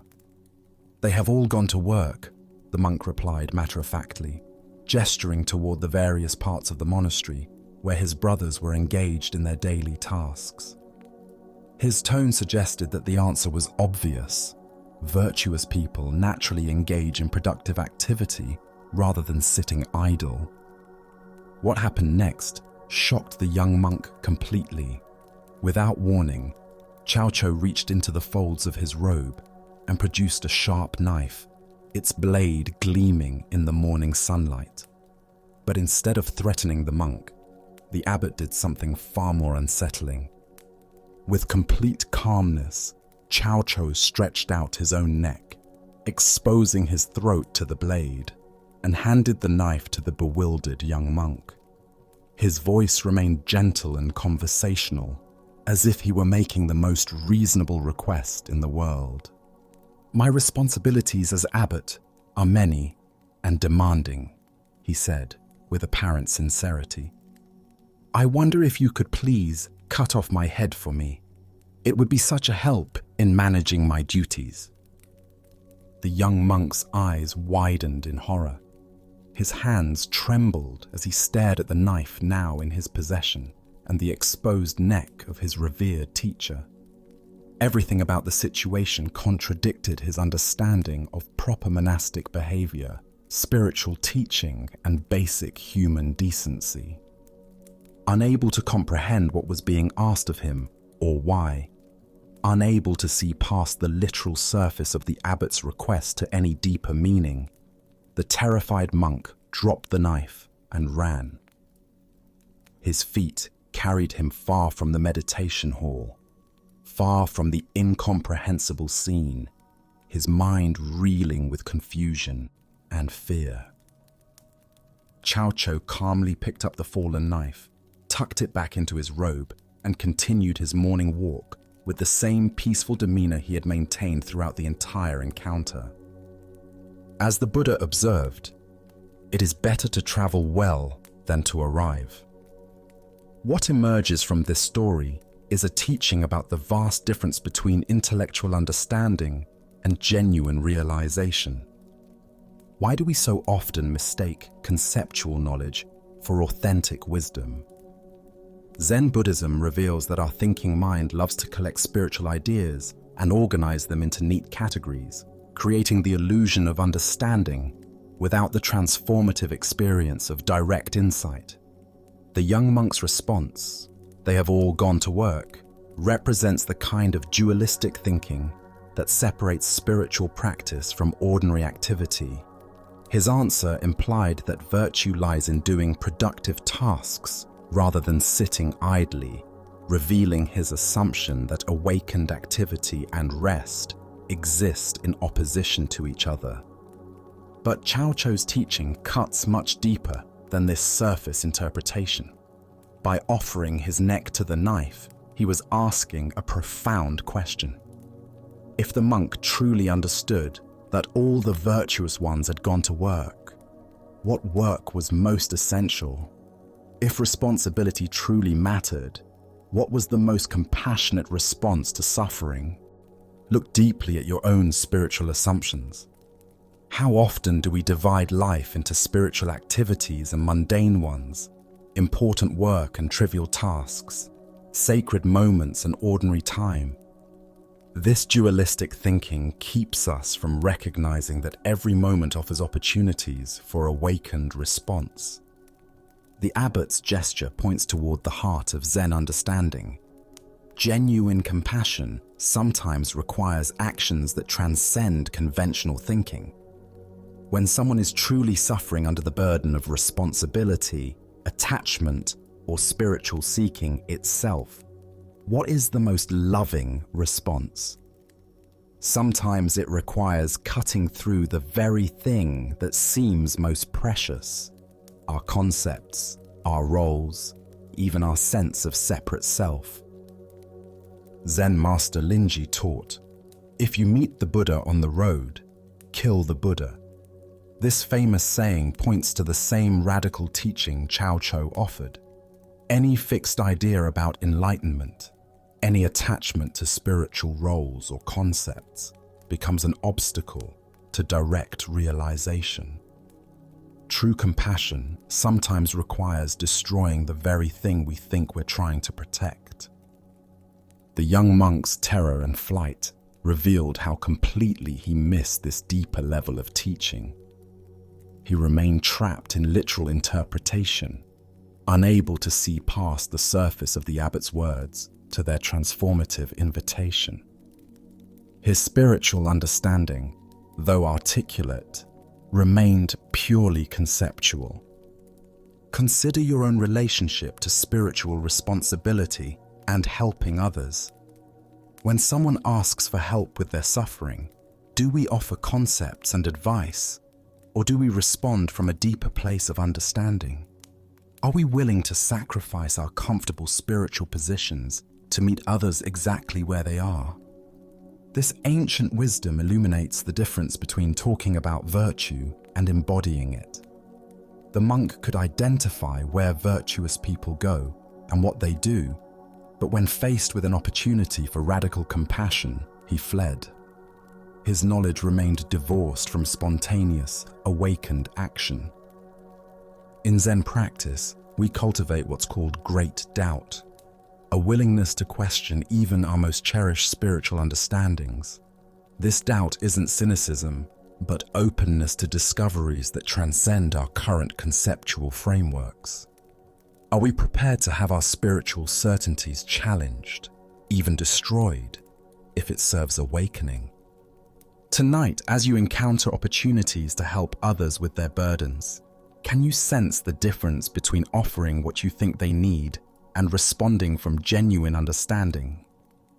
Can you feel how true compassion sometimes requires cutting through your own comfortable assumptions about what constitutes appropriate spiritual behavior? Buddha spoke of this when he said, "In caring for others, you care for yourself.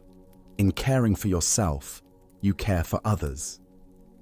The abbot's offer to sacrifice his own head points toward this non-dual understanding. When we truly see interconnection, the boundaries between self and other, helper and helped, begin to dissolve into spontaneous, compassionate action. Now, let us explore a story about fearlessness and the power that comes from accepting what cannot be changed. This is the encounter between the general and the Zen master who could not be moved. During the violent civil wars that tore through feudal Japan, armies swept across the countryside like natural disasters, conquering villages and controlling territories through force and intimidation. When word spread that a particular warlord's army was approaching, most people would flee with whatever possessions they could carry, seeking safety in the mountains or with relatives in distant towns.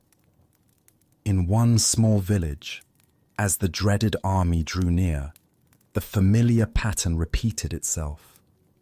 Families packed hastily, merchants closed their shops, and within hours, the streets that had been busy with daily life stood empty and silent. Everyone had fled. Everyone, that is, except the old Zen master who lived in the simple temple at the village center. When the conquering army arrived and found the village deserted, the general was surprised to discover smoke still rising from the temple chimney. Curious about who would have the audacity, or perhaps the foolishness, to remain when everyone else had fled, he decided to investigate this anomaly personally.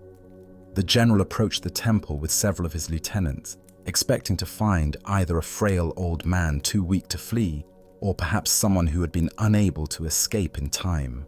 What he found instead was the Zen master sitting peacefully in his garden, tending to his plants as if nothing unusual was happening around him. The general had grown accustomed to fear and submission wherever his army went. Village leaders would prostrate themselves before him, pleading for mercy and offering tribute in hopes of avoiding destruction. Citizens would cower and flee at the mere sight of his soldiers. This old man's calm indifference to his presence was both puzzling and irritating. When he wasn't treated with the deference and submissiveness to which he was accustomed, the general's face darkened with growing anger.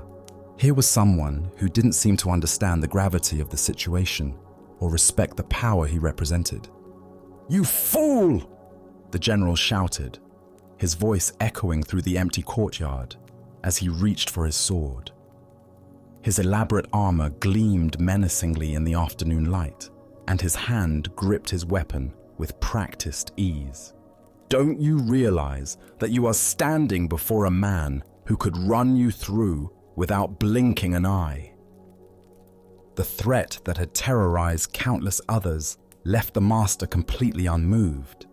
He continued his careful tending of a small flowering bush, his hands steady and his expression serene. When he finally looked up at the general, it was with the same calm attention he had shown before, as if greeting any ordinary visitor to his garden.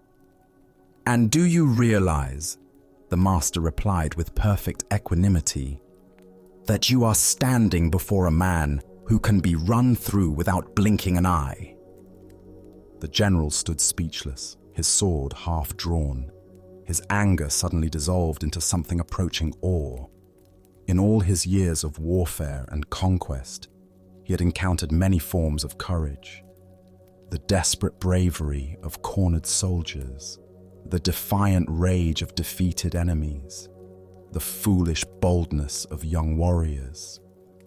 But he had never encountered anything like this. Complete acceptance without fear. Total peace in the face of death. The master's response revealed something the general had never considered, that there could be a power greater than the ability to kill, and that was the complete absence of fear about being killed. Here was someone who had so fully accepted the temporary nature of existence that even the threat of immediate death held no power over him. Slowly, the general returned his sword to its sheath.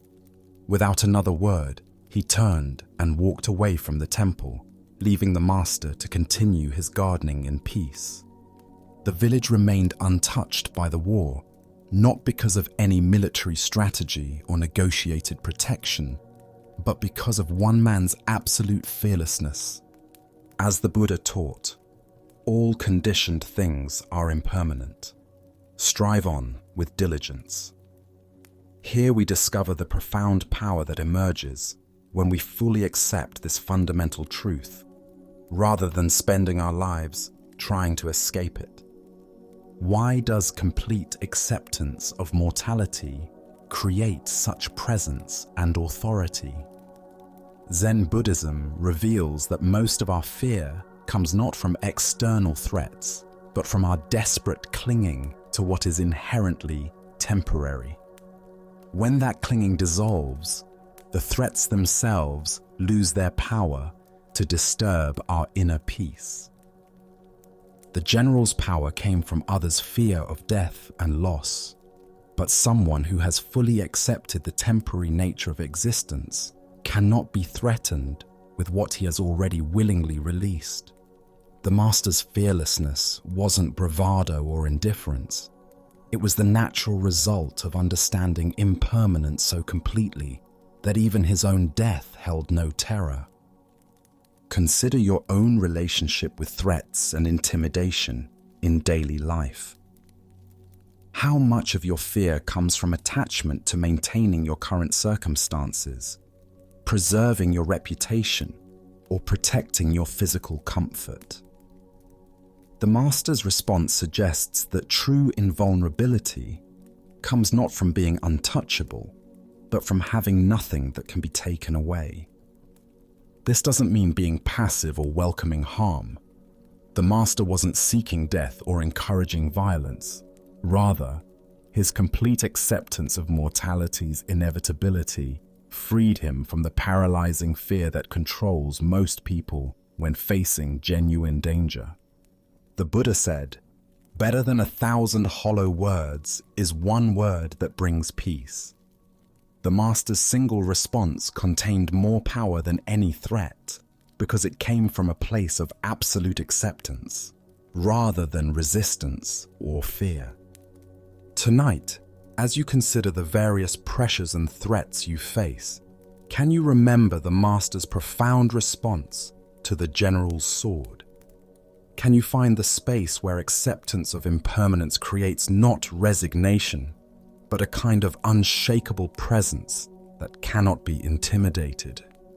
Buddha's wisdom reminds us, the whole secret of existence is to have no fear.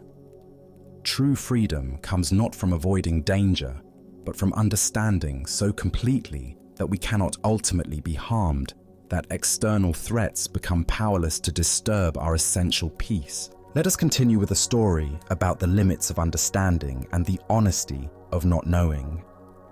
This is the teaching of the Emperor and Master Gudo. The Emperor of Japan, a man accustomed to receiving definitive answers from his advisors and scholars, had arranged a private audience with Master Gudo, one of the most respected Zen teachers in the realm. The Emperor came with genuine curiosity about spiritual matters, particularly questions about life, death, and what might lie beyond ordinary understanding. Seated in the formal chamber where matters of state were usually discussed, the Emperor felt comfortable posing even the most profound questions to this renowned master. After all, if anyone would possess answers to life's deepest mysteries, surely it would be an enlightened Zen teacher who had spent decades in contemplation and practice. Master Gudo, the Emperor began with the directness that comes from a lifetime of authority. I have a question that has troubled many great minds throughout history. What happens to a man of enlightenment after death? Surely someone of your spiritual attainment would understand such matters.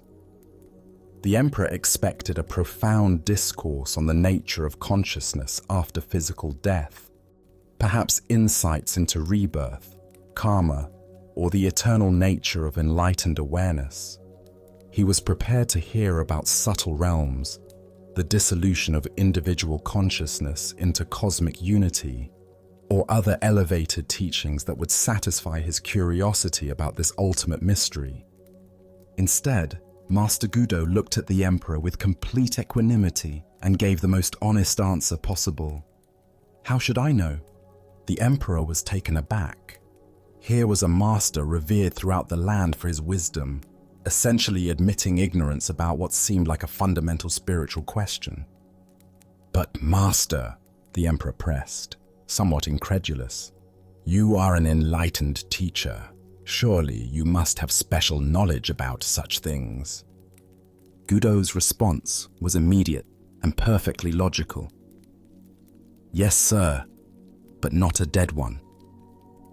The simplicity of this exchange contains a profound teaching about the nature of genuine wisdom and the difference between authentic understanding and pretended knowledge. As the Buddha taught, "I know nothing except the fact of my ignorance."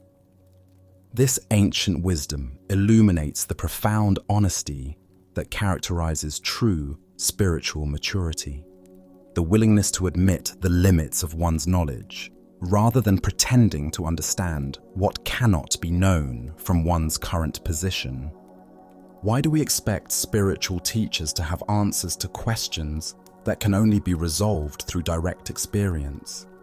Zen Buddhism emphasizes the importance of distinguishing between conceptual knowledge and lived understanding, between what we can theorize about and what we can actually know.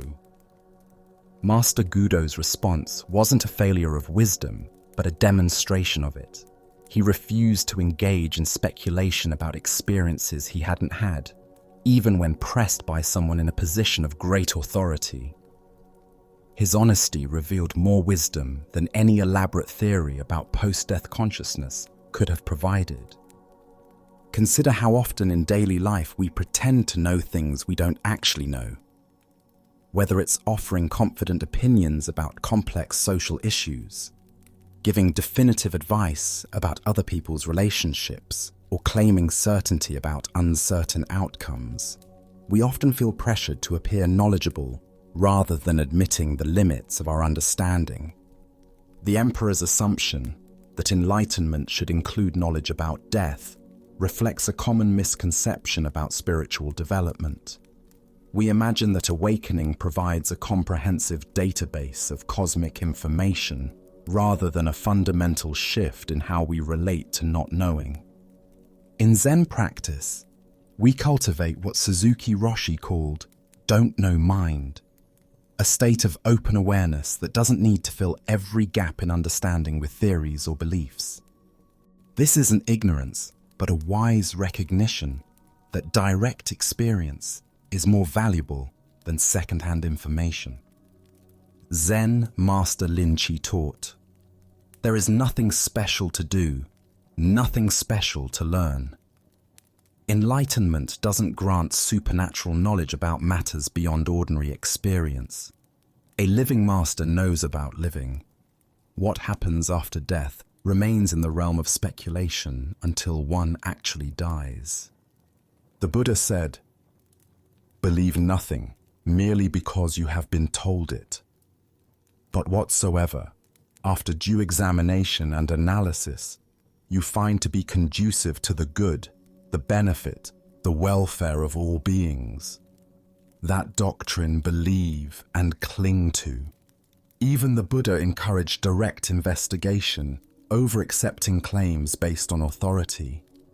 Gudo's teaching reveals the freedom that comes from releasing the need to have opinions about everything. How much mental energy do we waste constructing theories about things we cannot possibly know? How much suffering comes from worrying about scenarios we can only imagine? Look deeply at your own relationship with not knowing.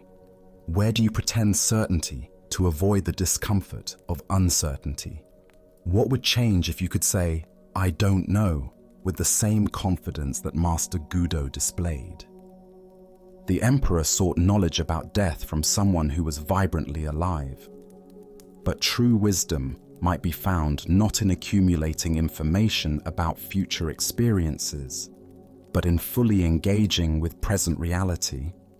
The mystery of death is honored not by pretending to solve it, but by living authentically in the face of it. Tonight, as you encounter questions about the future, about others' motivations, or about cosmic mysteries, can you remember Master Gudo's honest simplicity?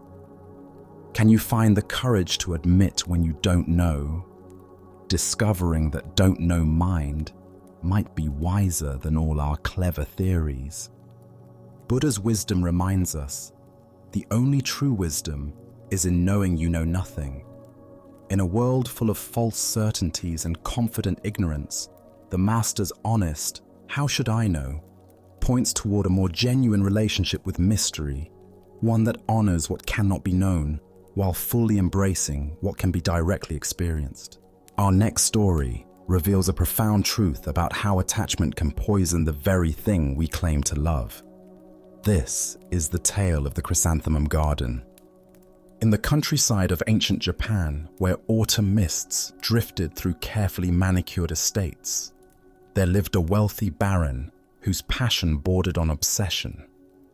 His mansion stood proudly among rolling hills, but it was the rear garden that captured his heart completely.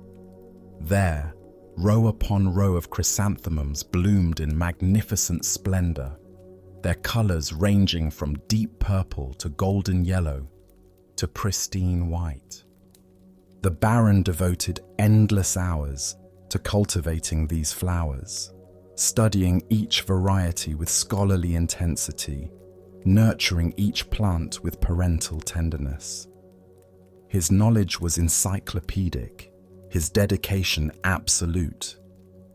Yet this very devotion had transformed from love into something darker. The baron paid more attention to his chrysanthemums than to his wife and children. His household lived in constant fear, knowing that a single misstep near the precious flowers could result in severe punishment. Many retainers had felt his wrath for accidentally breaking off a blossom. The atmosphere had become oppressive, filled with anxiety and resentment. One autumn day, disaster struck. A faithful retainer, while hurrying to complete his duties, accidentally brushed against a prized chrysanthemum, breaking off its perfect bloom. When the baron discovered the damaged flower, his rage was volcanic. "Confinement!" he roared. The retainer was immediately imprisoned for this innocent accident. But the punishment felt so disproportionate that the retainer's shame transformed into desperate anger. According to the warrior code, he resolved to protest through seppuku, ritual disembowelment, preferring death to such humiliation over a mere flower. Word of this tragedy reached Zen master Sengai, a teacher known for his wisdom and compassion. Understanding that a man's life hung in the balance over botanical beauty, Sengai hastened to the estate and successfully prevented the suicide. But the master knew that saving one life would not solve the deeper problem. Sengai devised a radical solution. On a rainy night, when the chrysanthemums were at their most glorious peak, he sneaked into the baron's garden carrying a sharp sickle. Working methodically in the darkness, he cut down every single chrysanthemum, hundreds of flowers representing years of cultivation. The sound awakened the baron, who rushed to his window and saw a shadowy figure in his beloved garden. Grabbing his sword, he ran outside in alarm, demanding to know what this intruder was doing. Sengai stood calmly amid the devastation, surrounded by fallen blooms. "Even weeds like this eventually become rank if they are not cut," he replied with perfect equanimity. In that moment, the baron's obsession shattered like breaking glass. Seeing his flowers reduced to mere weeds in the master's eyes, he suddenly understood the distortion in his perception. It was like awakening from a fevered dream. From that night forward, the baron never raised chrysanthemums again. The Buddha taught, "Attachment is the root of suffering." This ancient wisdom illuminates what the baron discovered through Sengai's dramatic intervention. When we cling too tightly to anything, even beautiful things, we transform love into possession and beauty into burden. This profound truth reveals itself in the way attachment corrupts the very thing we claim to cherish. The baron genuinely loved chrysanthemums, but his attachment had poisoned that love, turning appreciation into obsession, care into control, and beauty into a source of fear for everyone around him. Why do we confuse love with possession? Buddhism explains that the ego mind seeks security through control, attempting to make permanent what is inherently impermanent. True love appreciates without grasping, enjoys without owning, cares without controlling. But attachment love tries to freeze beauty in place, to make the beloved an extension of our own identity. Consider how this pattern manifests in modern relationships. Parents who love their children so intensely that they become controlling, suffocating the very growth they claim to support. Partners who love so possessively that they create jealousy and mistrust. Collectors who become so attached to possessions that they lose the joy of experiencing what they own. The chrysanthemums represent anything we elevate beyond its proper place in the natural order. This might be our career success, our physical appearance, our spiritual achievements, or our carefully curated lifestyle. When we become too attached, we create suffering not only for ourselves, but for everyone in our orbit. Zen teacher Suzuki Roshi said, "Each of you is perfect the way you are, and you can use a little improvement." This paradox points to the delicate balance between appreciation and attachment.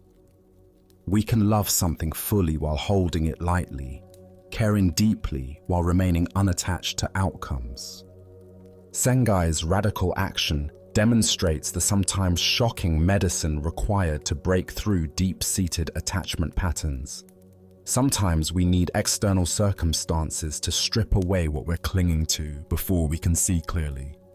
Loss, disappointment, and impermanence, while painful, often serve as teachers, revealing the difference between genuine love and possessive attachment. Notice that the Baron doesn't simply moderate his gardening. He stops completely. This suggests that sometimes the most skillful response to attachment is temporary, complete withdrawal until we can relate to the object of attachment with greater freedom and wisdom. Tonight, as you reflect on your own life, what might be your chrysanthemum garden? What do you love so intensely that it creates stress, control, or suffering for yourself or others? Can you imagine appreciating these things fully while holding them more lightly? Buddha's wisdom reminds us, in the end, only three things matter: how much you loved, how gently you lived, and how gracefully you let go of things not meant for you. True love sets free what it cherishes, trusting in the natural flow of arising and passing away. Let us continue our journey with a story about the transformative power of fearlessness and unconditional compassion. This is the tale of the thief and the Zen master. One quiet evening, as twilight painted the sky in shades of purple and gold, Zen master Shichiri Kojun sat in his simple home, reciting ancient sutras. His voice flowed rhythmically through the peaceful rooms, each word a meditation, each breath a prayer. The soft glow of candlelight danced across the walls as he immersed himself completely in the sacred texts, finding deep tranquility in the familiar verses. Suddenly, the serenity was shattered. The front door burst open with a violent crash, and a desperate man entered, brandishing a sharp sword that gleamed menacingly in the candlelight. His eyes were wild with desperation, his clothes dirty and torn, his breathing heavy from running. He had clearly chosen this isolated house because he believed it would be an easy target. A peaceful monk would offer no resistance. "Money or your life?" the thief demanded, his voice trembling with a mixture of fear and aggression. He expected the old man to cower, to plead, to scramble frantically for whatever valuables he might have hidden away. But Shichiri didn't even look up from his sutra book. His voice remained calm and steady as he continued reciting for a moment before pausing to address the intruder. "Please don't disturb my practice," he said, with the same gentle tone he might use to ask someone to close a door. "If you need money, help yourself. It's in that drawer over there." He gestured casually toward a simple wooden chest, then immediately returned to his recitation as if nothing unusual had occurred. The thief stood frozen, his sword still raised, completely bewildered. In all his years of stealing, he had never encountered such a reaction.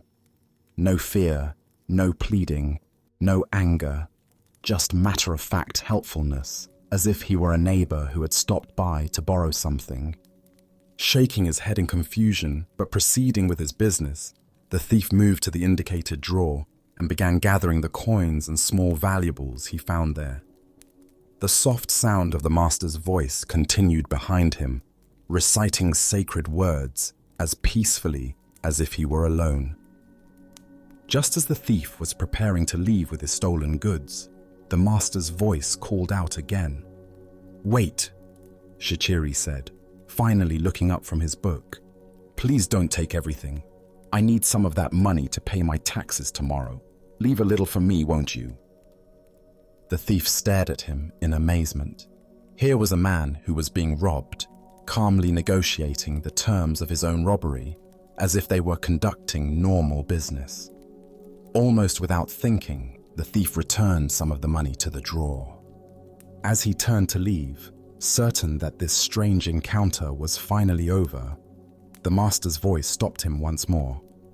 "You took my money," Shichiri called out, his tone carrying a note of reproach. "And you didn't even thank me. That's quite rude, don't you think?" This final comment left the thief completely speechless. His sword hand began to shake. Never in his most violent encounters had he been so thoroughly unnerved. Here was a man who treated robbery as if it were a favor, who was more concerned about politeness than personal safety. Thank you," the thief stammered, and then fled into the night as quickly as his legs would carry him. Later, when the thief was caught and confessed to numerous crimes, including the incident at Shichiri's house, the master was called as a witness. The court officials expected him to demand justice, to describe the terror and violation he had experienced. Instead, Shichiri spoke with the same calm clarity he had shown that evening. "This man did not steal anything from me," he testified. "I gave him the money freely. He even thanked me for it, though it took a little reminding." The thief, sitting in chains, felt something break open in his chest as he heard these words. This man had not only shown him extraordinary kindness in the moment of the crime, but was now protecting him from the consequences. For the first time in years, tears came to his eyes. Not tears of self-pity or anger, but tears of recognition. He had encountered something he had never experienced before: love without conditions. Upon his release from prison, the former thief sought out the master and begged to become his student. Under Shichiri's patient guidance, he learned to cultivate the same fearless compassion he had witnessed that night. Years later, through dedicated practice and the master's unwavering belief in his potential for transformation, he attained the deep peace and wisdom of enlightenment. As the Buddha observed, hatred does not cease by hatred, but only by love. This is the eternal rule. What emerges from this story is the revolutionary power of meeting violence with absolute peace, responding to taking with giving, and answering fear with love. Why do we instinctively believe that force must be met with force, that aggression requires defensive reaction? Zen Buddhism reveals that this pattern, while natural, often perpetuates the very conflicts it seeks to resolve. When we respond to hostility with hostility, we simply escalate the cycle of suffering. But when we respond with genuine compassion, not passive submission, but active love, we create space for transformation that wouldn't otherwise exist. Look deeply at your own experience. When someone approaches you with anger, criticism, or demand, what is your automatic response? Most of us immediately mobilize our defenses, preparing to protect ourselves through counterattack or withdrawal. But notice what happens in your body and mind during these defensive reactions. Does the tension decrease or increase? Does the conflict resolve or intensify? Shichiri's response demonstrates what Zen calls skillful means, acting from wisdom rather than reflex. His fearlessness didn't come from being unaware of danger, but from understanding something profound about the nature of reality. He recognized that the thief's aggression arose from desperation and suffering, not from inherent evil. By refusing to see him as an enemy, Shichiri created the possibility for the thief to see himself differently. In Zen practice, we cultivate what might be called the courage of defenselessness. This doesn't mean being naive about genuine danger or allowing ourselves to be harmed unnecessarily.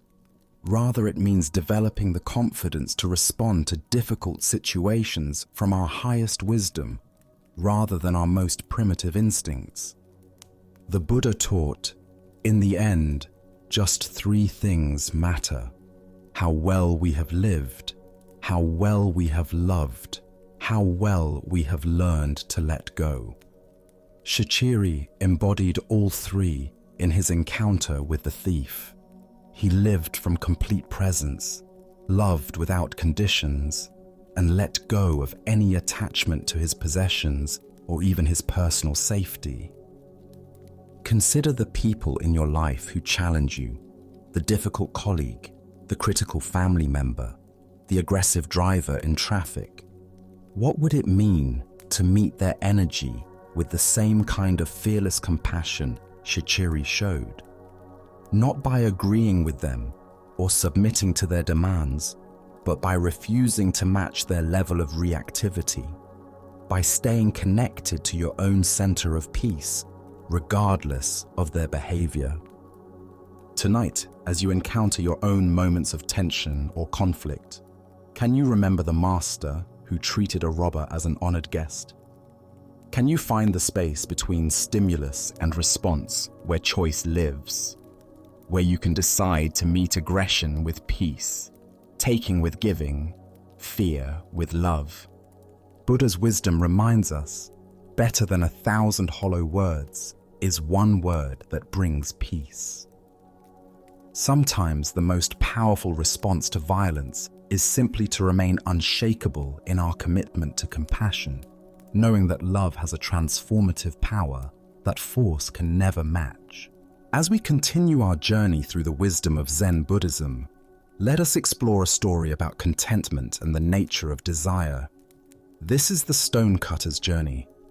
High in the mountain villages, there lived a simple stonecutter who had discovered the secret of happiness without knowing it. Each dawn, he would climb winding paths to the quarries, his tools balanced across his shoulders.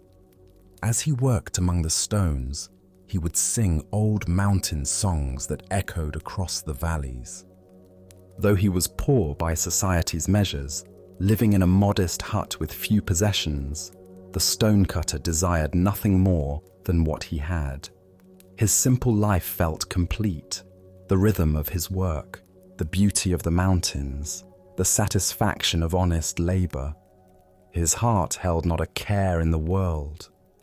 One day, he was called to work on the grand mansion of a wealthy nobleman.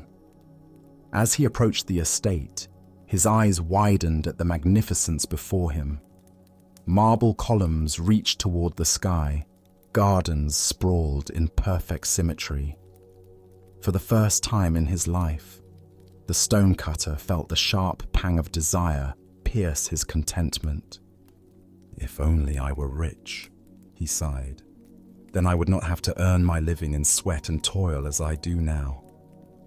To his amazement, a voice whispered from the stones, "Your wish has been granted. Henceforth, anything you desire will be given to you."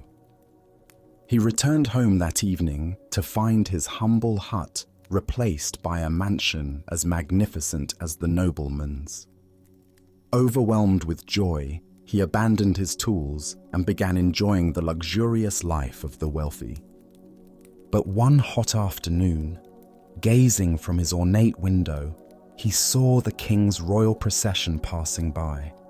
The monarch sat in cool shade, surrounded by noblemen and servants, appearing serene and powerful above the common heat. "How I wish I were a king myself," he thought, and immediately found himself reclining in silk cushions within the royal carriage. But the carriage proved warmer than expected. Even through thick walls, the sun's heat penetrated relentlessly. "I wish I were the sun," he declared, and found himself sending waves of light and heat across the universe. As the sun, he felt magnificent and all-powerful until thick storm clouds gathered, completely blocking his rays. "I wish to be a cloud."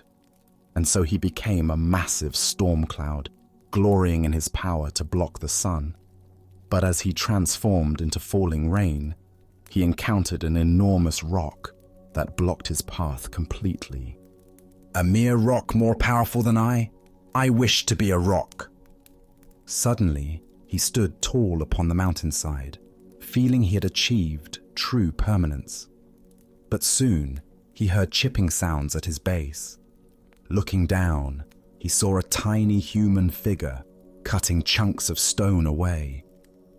"A puny creature more powerful than me! I want to be a man again!" And so he found himself once more a stonecutter, climbing familiar mountain paths. But now something had changed. As he shaped stones and felt mountain breezes, his heart swelled with deep contentment. His song returned, richer than before, because he had learned to be content with exactly who he was. The Buddha once said, "Health is the greatest gift, contentment the greatest wealth." This ancient wisdom illuminates the endless cycle of wanting that keeps us from recognizing the abundance already present in our lives. Why do we chase after different conditions, always believing happiness lies in the next transformation? Each desire fulfilled only reveals the next desire, creating an endless cycle of dissatisfaction. The stonecutter's journey reveals the futility of seeking happiness through external circumstances. Consider your own versions of this cycle. "I'll be happy when I get promoted," only to discover new stresses. "I'll be content with more money," only to find greater wealth brings new worries. Each achievement reveals the next mountain to climb. Zen teacher Suzuki Roshi said, "Each of you is perfect the way you are, and you can use a little improvement." This paradox points to the heart of contentment, the ability to fully accept what is, while still engaging wholeheartedly with life's natural changes. The stonecutter's final transformation wasn't into something greater, but into appreciation for what he had always been. His work remained the same, but his relationship to life was completely transformed. Contentment isn't found in having different experiences, but in bringing different awareness to whatever experiences arise. Tonight, as you notice the mind's habitual reaching toward what's not here, can you experiment with the stonecutter's final wisdom? Can you find the song that emerges when you stop trying to be anything other than what you are? As the Buddha taught, contentment is natural wealth, luxury is artificial poverty. The greatest transformation available isn't becoming something different, but recognizing the inherent completeness of what we already are. Let us continue our journey with a story about the unexpected wisdom found in laughter and the suffering we create through taking ourselves too seriously. This is the tale of the monk who discovered his true teacher. In a remote mountain monastery in ancient China, there lived a young monk who approached his spiritual practice with tremendous intensity. Every morning before dawn, he would rise for meditation, sitting in perfect posture for hours without moving. He studied the Buddhist texts with scholarly precision, memorizing sutras and debating philosophical points with fierce concentration. His fellow monks often remarked on his seriousness and dedication to the Dharma. One crisp autumn morning, while studying a particularly complex passage about the nature of emptiness, the young monk encountered something that completely baffled him. The text seemed to contradict everything he thought he understood about Buddhist philosophy. The words appeared clear enough individually, but their meaning together seemed to dissolve into paradox the moment he thought he grasped it. Determined to understand, he carefully marked the passage and made his way to the master's quarters. The old teacher sat in his simple room, sunlight streaming through paper windows, creating patterns of light and shadow on the wooden floor. "Venerable master," the monk said, bowing deeply, "I have encountered a teaching that I cannot comprehend. Could you please illuminate its meaning for me?" He recited the passage with careful precision, explaining his confusion and the various interpretations he had considered. The master listened attentively, nodding occasionally, his expression thoughtful and engaged. When the young monk finished his earnest explanation, something unexpected happened. The master's face suddenly broke into a broad smile, then quiet chuckling, and finally erupted into hearty, uncontrollable laughter. His whole body shook with mirth, tears streaming down his weathered cheeks. The monk stood frozen, completely bewildered. This was not the response he had anticipated. Where he expected profound wisdom and careful explanation, he found only laughter. The master's amusement seemed to fill the entire room, echoing off the walls and growing even more intense. Without offering any explanation, the master stood up, still laughing, and walked out of the room, leaving the young monk alone with his confusion and growing distress. For the next 3 days, the monk could think of nothing else. The master's inexplicable laughter haunted him constantly. He barely touched his meals, his meditation was scattered and unfocused, and sleep came only in brief, restless intervals. The question consumed him entirely. Why had his sincere spiritual inquiry been met with such puzzling amusement? Other monks noticed his distressed state, but his responses to their concerns were vague and troubled. He felt humiliated, confused, and increasingly agitated. Had the master been mocking his understanding? Was his question somehow foolish? Did his years of dedicated practice mean nothing? Finally, unable to bear the torment any longer, he returned to the master's room. This time, he didn't bow or recite passages. Instead, he spoke directly from his heart. "Master, for 3 days I have been deeply disturbed by your reaction to my question. I cannot eat, sleep, or meditate properly. Please tell me, why did you laugh at my sincere seeking? Have I done something wrong?"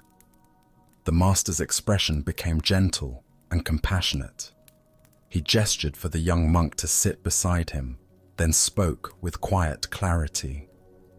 "Monk, Do you know what your problem is? The master asked kindly. Your problem is that you are worse than a clown. The words hit the young monk like a physical blow. His eyes widened in shock and dismay. Venerable sir, how can you say such a thing? How can I be worse than a clown? I have dedicated my life to spiritual practice, to understanding the Buddha's teachings. I have sacrificed worldly pleasures and pursued wisdom with complete sincerity. How can you compare me to a mere entertainer? The master smiled warmly and explained, a clown's greatest joy comes from making people laugh. When others laugh, the clown feels fulfilled and happy. His entire purpose is to bring lightness and joy to the world. But you, when another person laughs, you feel disturbed, upset, and tormented. Tell me, are you not worse than a clown? At these words, understanding dawned like sunrise breaking through clouds. The young monk saw immediately how his attachment to being taken seriously had created his suffering. He had been so invested in his image as a dedicated practitioner that he couldn't receive the master's joy. The laughter hadn't been mockery. It had been pure delight at the beauty of the Dharma expressing itself through paradox. In that moment of recognition, the monk began to laugh. First quietly, then with growing freedom and joy. He laughed at his own seriousness, at his attachment to understanding, at the beautiful absurdity of seeking enlightenment so grimly. His laughter joined with the master's from 3 days earlier, and in that shared joy, understanding flowered naturally. As the Buddha observed, if you light a lamp for somebody, it will also brighten your path. The heart of this lesson lies in recognizing how our reactions to others reveal the state of our own minds. Why do we become disturbed when others express joy in ways we don't understand?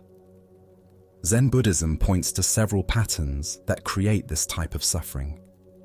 First is our attachment to being understood and validated. The young monk's disturbance stemmed not from the master's laughter itself, but from his need for his question to be received with the seriousness he felt it deserved. Second is our identification with our spiritual image. When we become attached to being seen as sincere seekers, dedicated practitioners, or wise students, we lose the spontaneity and openness that allows genuine learning. The monk's investment in his identity as a serious practitioner made him unable to receive the teaching that was being offered through laughter. Third is our limited understanding of how wisdom can be transmitted. We expect spiritual teaching to arrive in familiar forms, solemn explanations, careful analysis, traditional formats. But enlightenment often comes through unexpected doorways. A master's laughter, a child's innocent question, the sound of a bell, or a moment of complete ordinariness. Consider how often we miss teachings because they don't match our expectations. Perhaps someone's casual comment contains exactly the insight we need, but we dismiss it because the person seems less knowledgeable than us. Maybe life presents us with lessons through situations we find annoying or people we consider frivolous. Zen teacher Suzuki Roshi said, "In the beginner's mind, there are many possibilities, but in the expert's mind, there are few." The young monk's expertise had become a barrier to learning. His certainty about how spiritual teaching should look prevented him from receiving the profound lesson being offered through unexpected laughter. The story points us toward a fundamental question. Are we seeking understanding, or are we seeking to be understood?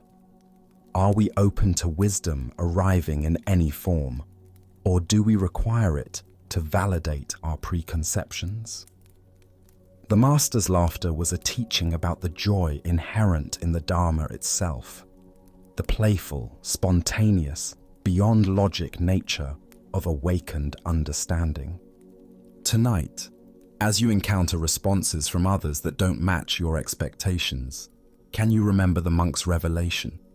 Perhaps someone's laughter when you expected seriousness, their casualness when you hoped for depth, or their joy when you felt the situation called for gravity might contain teachings you haven't yet recognized. Buddha spoke of this when he said, "Thousands of candles can be lighted from a single candle, and the life of the candle will not be shortened. Happiness never decreases by being shared." The master's laughter was not diminishing the Dharma, but celebrating its inexhaustible joy, a joy the monk discovered he could share rather than resist. Let us continue on our journey with a cautionary tale about the perils of spiritual superiority. This is the story of the clever monkey. In ancient China, the Prince of Wu decided to take a pleasure boat to the famous Monkey Mountain, a place known for its abundant wildlife and scenic beauty. The prince, surrounded by his attendants and guards, approached the mountain with the casual confidence of royalty, expecting the natural world to accommodate his presence just as his human subjects did. As soon as the monkeys dwelling in the forest caught sight of the royal party, they fled in terror. The sound of chattering filled the air as dozens of monkeys scrambled up into the highest branches of the trees, their natural instinct warning them to hide from these human intruders. The forest, which moments before had been alive with playful monkey calls, fell silent except for the rustling of leaves as the creatures sought safety in the treetops. However, one monkey remained completely unconcerned by the royal presence. This particular monkey seemed utterly fearless, continuing his acrobatic display with remarkable skill and apparent indifference to the danger below. He swung gracefully from branch to branch, performing elaborate leaps and displaying his dexterity as if putting on a show. His movements were fluid and confident, each gesture demonstrating his superior agility and intelligence compared to his cowering companions. The Prince of Wu watched this extraordinary display with growing annoyance. Here was a mere animal that dared to show no respect for royal authority, that seemed to mock the very presence of the prince through its casual dismissal of the obvious threat. The monkey's confidence appeared to be a direct challenge to the prince's power. Deciding to teach this insolent creature a lesson, the prince drew his bow and shot an arrow directly at the monkey. But to the amazement of all present, the monkey dexterously caught the arrow in mid-flight, plucking it from the air as easily as one might catch a falling leaf. The monkey examined the arrow briefly, then tossed it aside with casual dismissal, as if such feats were nothing more than child's play. The prince's face darkened with rage at this humiliation. His skill as an archer had been made to look foolish by a mere animal. "Attack!" he ordered his attendants. "Bring down this arrogant beast." A volley of arrows filled the air. The monkey, suddenly overwhelmed by the coordinated assault, could not deflect them all. In an instant, he was struck by multiple arrows and fell dead to the forest floor, his extraordinary abilities proving useless against such overwhelming force. The prince turned to his wise companion, Yen Pui, who had watched this scene unfold with growing understanding. "You see what happened," the prince said. "This animal advertised his cleverness. He trusted in his own skill. He thought no one could touch him. Remember that. Do not rely on distinction and talent when you deal with men." Yen Pui absorbed this lesson deeply. When they returned to the kingdom, he reflected on how his own accomplishments and reputation might be creating the same dangerous pride that had destroyed the monkey. He quietly became the disciple of a humble sage. seeking to rid himself of everything that made him appear outstanding or special. He renounced the pleasures that had once defined his status and learned to hide every distinction that might set him apart from others. Through patient practice, Yenpu cultivated such genuine humility that soon no one in the kingdom knew what to make of him. He had become so ordinary, so unassuming, that people began to sense something profound in his very ordinariness.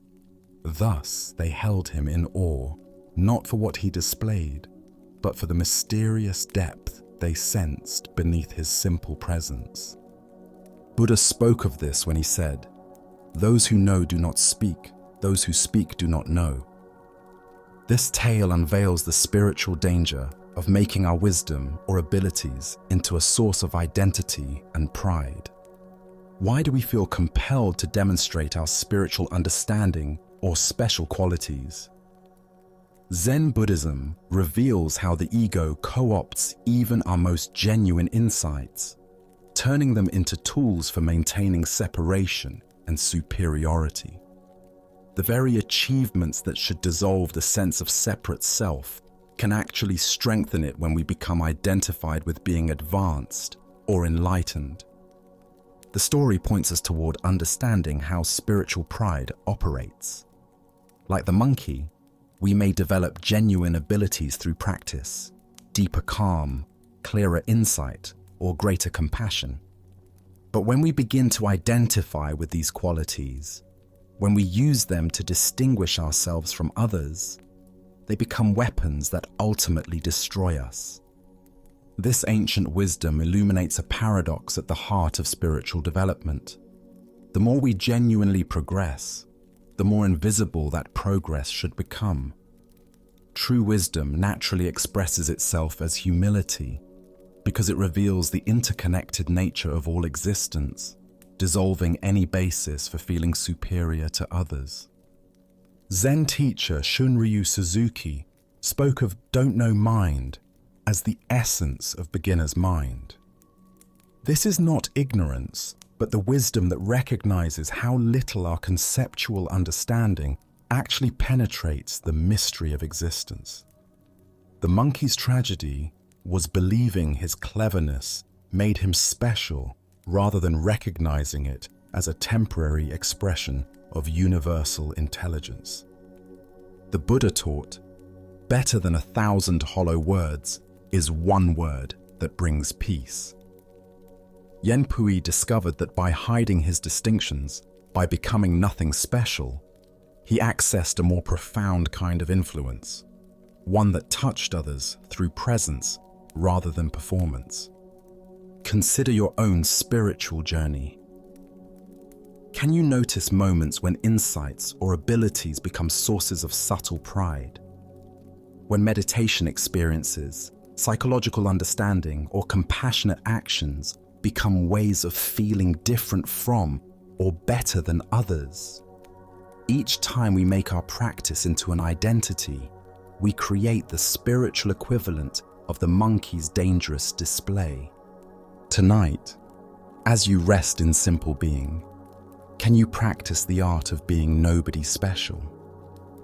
Can you find the freedom that comes not from demonstrating your wisdom, but from resting in the ordinary mystery of awareness itself? As the Buddha said, "Those who are free of resentful thoughts surely find peace." The deepest peace comes when we release even our attachment to being peaceful. Let us continue our journey with a story about maintaining inner balance regardless of external circumstances. This is the teaching of Master Hakuin and the power of "Is that so?" Master Hakuin lived in a small village where he was deeply respected for his wisdom, compassion, and exemplary character.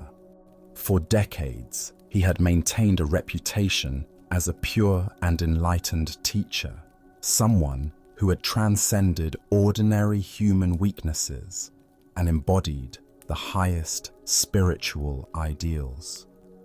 Villagers often brought their problems to him, seeking guidance and inspiration from his teachings and his impeccable way of life. In this same village lived a beautiful young woman whose family was well known and respected. When she became pregnant outside of marriage, her condition caused a scandal that rippled through the tight-knit community. Her parents were furious and demanded to know who was responsible for bringing such shame upon their family. At first, the young woman refused to reveal the father's identity. She was protecting someone she loved, someone whose reputation and future would be destroyed if the truth came out. But as her parents' anger intensified and the pressure became unbearable, she made a desperate decision. In a moment of panic and confusion, she pointed to the one person she thought could weather this storm better than her actual lover, the respected Master Hakuin. When her outraged parents confronted the Zen master with their daughter's accusation, they expected protests of innocence, explanations, or at least some expression of shock at being falsely accused. Instead, Hakuin listened calmly to their angry words and simply replied, "Is that so?" His response only seemed to confirm their worst suspicions. Surely an innocent man would defend himself more vigorously.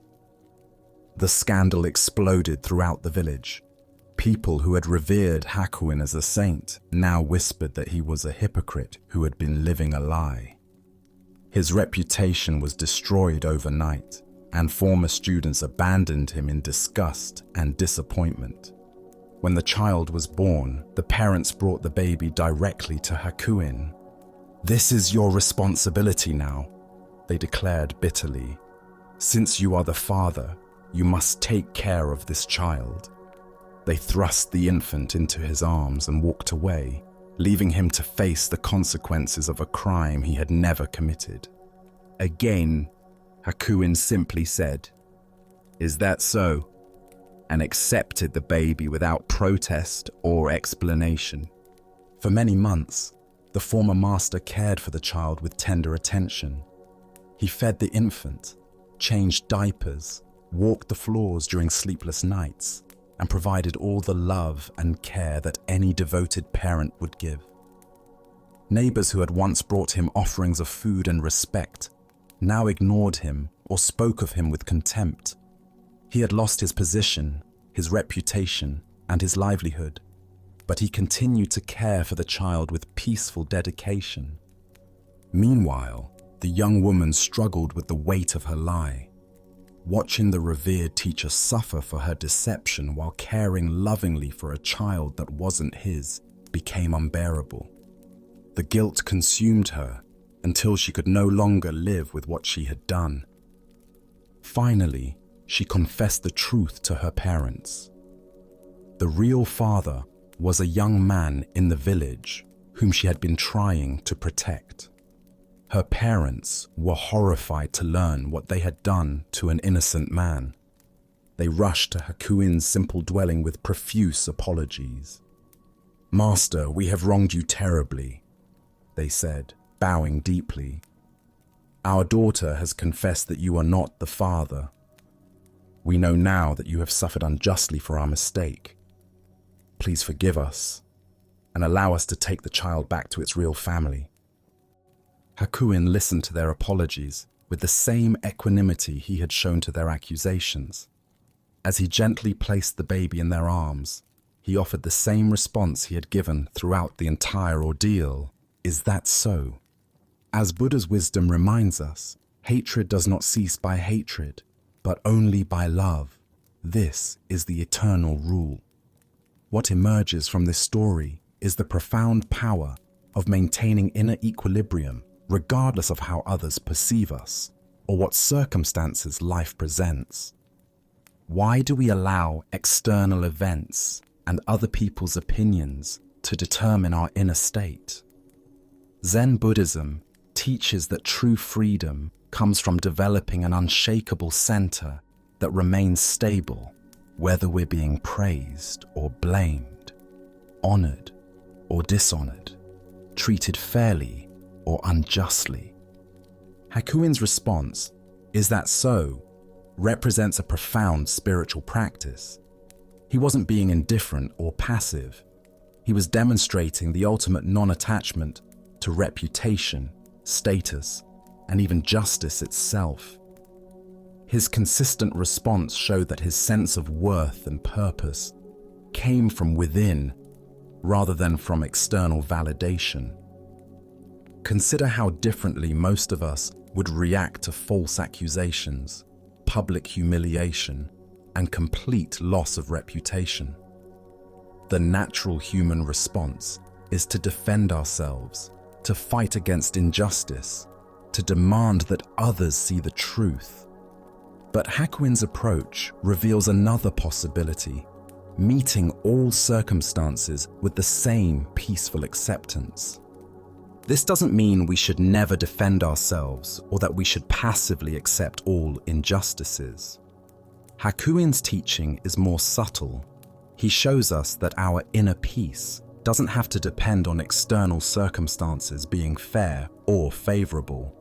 We can maintain our center regardless of how the world treats us. The Buddha taught, "You will not be punished for your anger, you will be punished by your anger." Hakuin's equanimity protected him from the additional suffering that would have come from resentment, self-pity, or desperate attempts to restore his reputation. While the situation was undoubtedly challenging, he didn't compound the difficulty with emotional resistance. Look deeply at your own reactions to criticism, misunderstanding, or unfair treatment. How much of your suffering comes from the actual events, and how much comes from your mental and emotional responses to those events?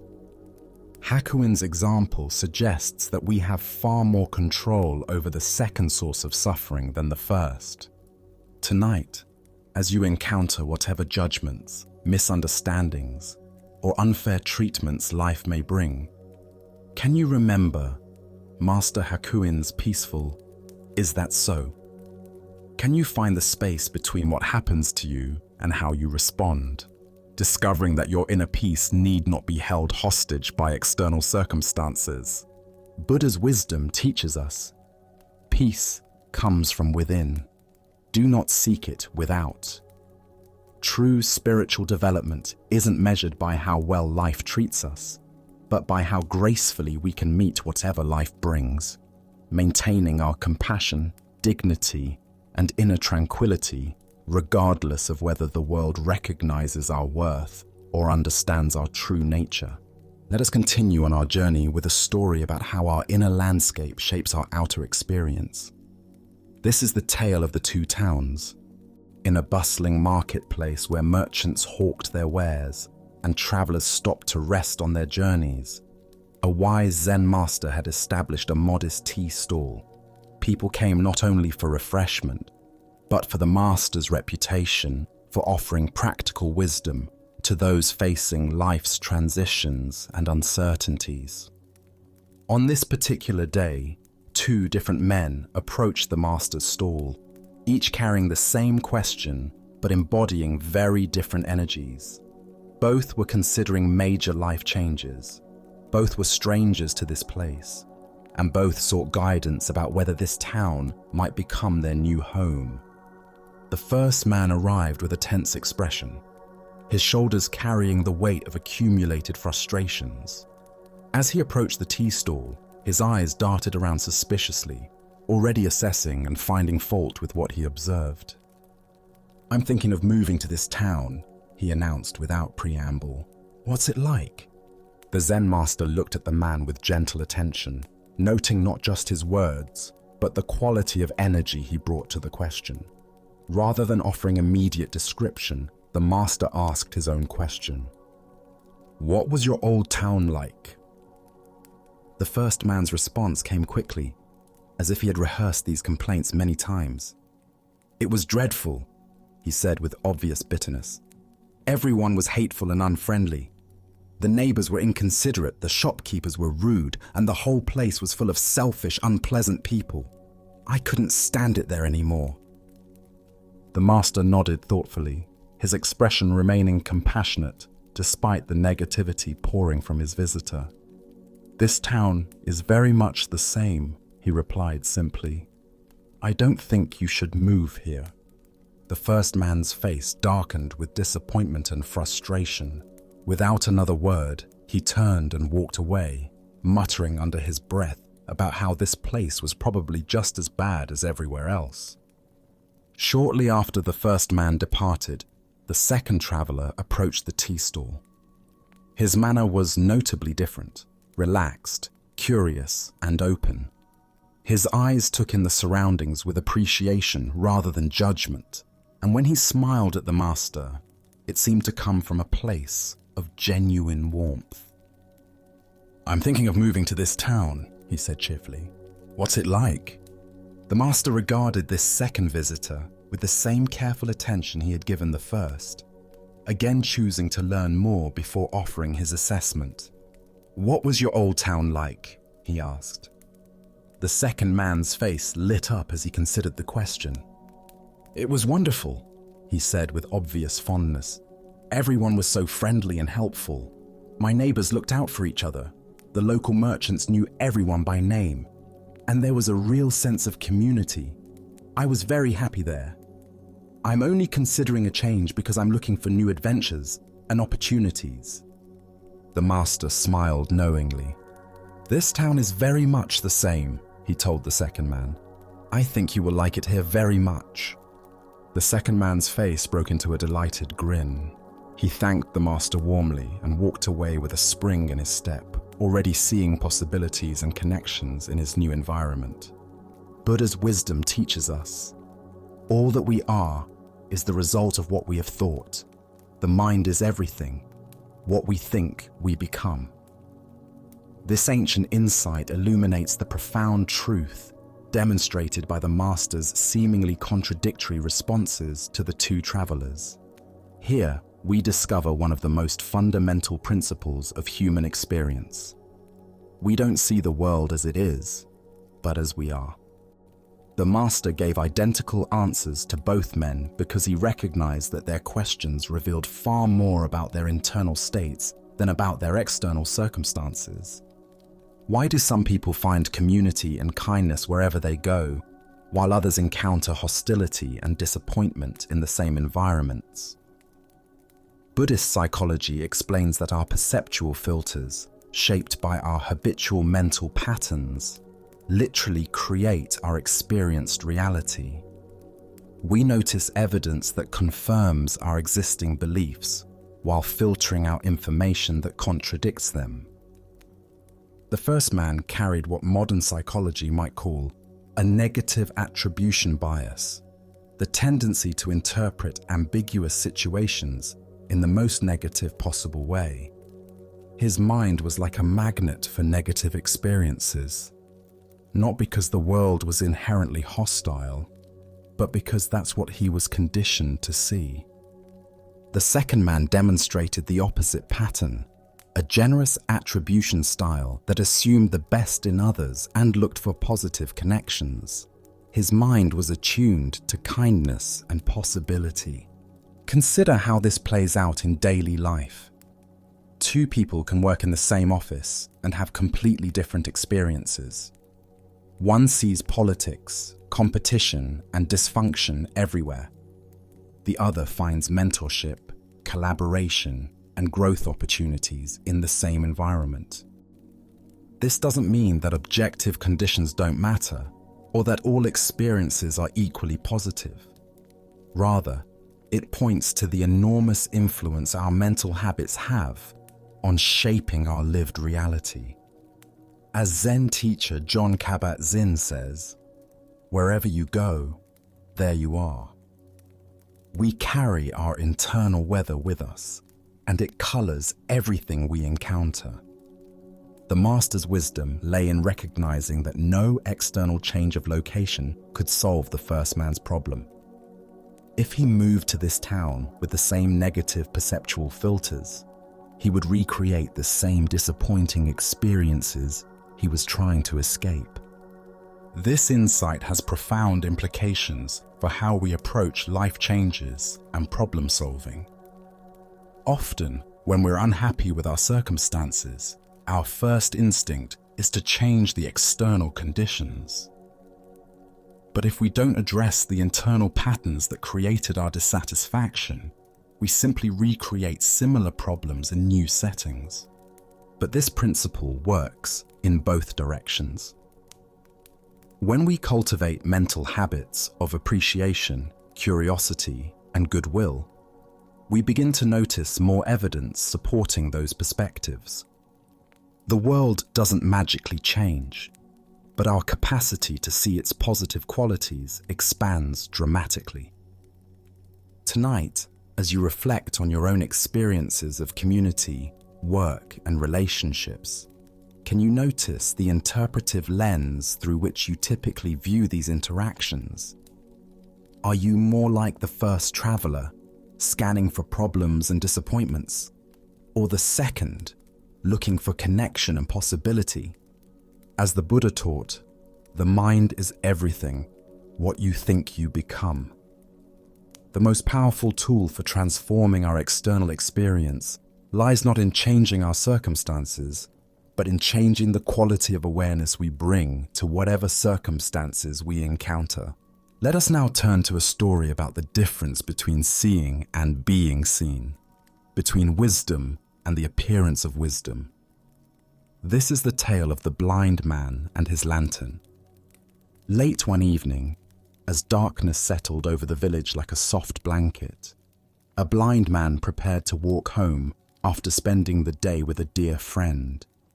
They had shared tea, conversation, and the comfortable silence that comes between people who truly know each other. But now, the hour was late, and the blind man needed to make his way through the winding streets to his own home. As he prepared to leave, feeling around for his walking stick and adjusting his cloak against the night air, his friend looked out at the pitch-black streets with concern.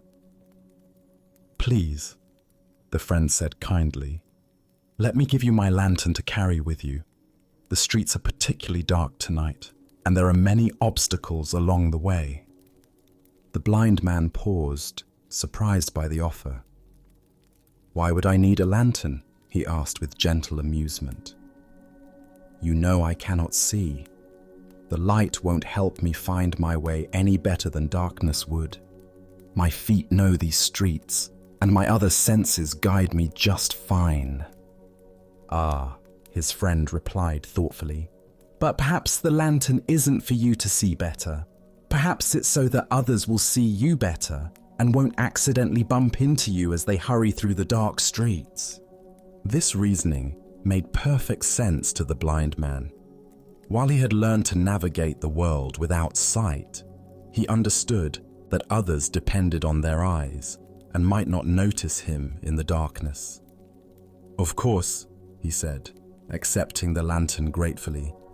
"How thoughtful of you." The lantern was a simple but beautiful thing, made of rice paper stretched over delicate bamboo strips, with a candle secured safely inside. His friend lit the candle, and the warm glow illuminated a circle of ground around the blind man's feet.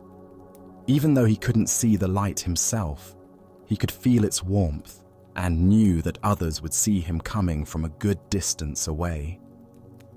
Off he went into the night, the lantern swinging gently at his side as he made his way along the familiar path toward home.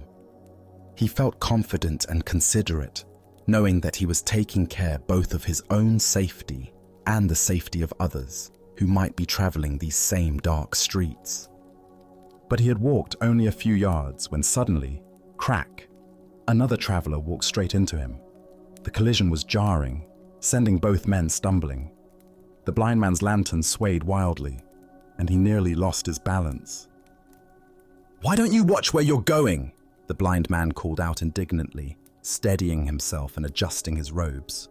"Can't you see this lantern? I'm carrying it specifically so people like you won't bump into me." The other traveler, equally surprised by the collision, looked at the blind man's lantern and couldn't help but laugh. "My friend," he said gently, "why don't you light the candle? Your lantern is completely dark." The blind man reached toward his lantern and felt around the bamboo frame. Sure enough, the candle had gone out shortly after he left his friend's house, though he had been completely unaware of it. He had been walking through the darkness, carrying what he believed was a source of light, but was actually just an empty container, no more illuminating than if he had carried nothing at all. The Buddha once said, "Thousands of candles can be lighted from a single candle, and the life of the candle will not be shortened. Happiness never decreases by being shared." This tale unveils the profound difference between carrying the container of wisdom and carrying wisdom itself. Why do we so often mistake the form of understanding for understanding itself? Zen Buddhism reveals that we frequently become attached to the external symbols of insight, the books we've read, the retreats we've attended, the spiritual concepts we can discuss, while the actual flame of awareness remains unlit within us. The blind man's situation is deeply familiar to anyone who has walked a spiritual path. We acquire the lantern of teachings, surround ourselves with the framework of practice, and assume that possessing these things means we are illuminated. But unless the candle of direct experience is actually burning, we're still walking in darkness while believing we carry light. Consider your own spiritual or philosophical understanding. How much of what you believe you know is actually lived wisdom, and how much is merely conceptual knowledge you're carrying around like an unlit lantern?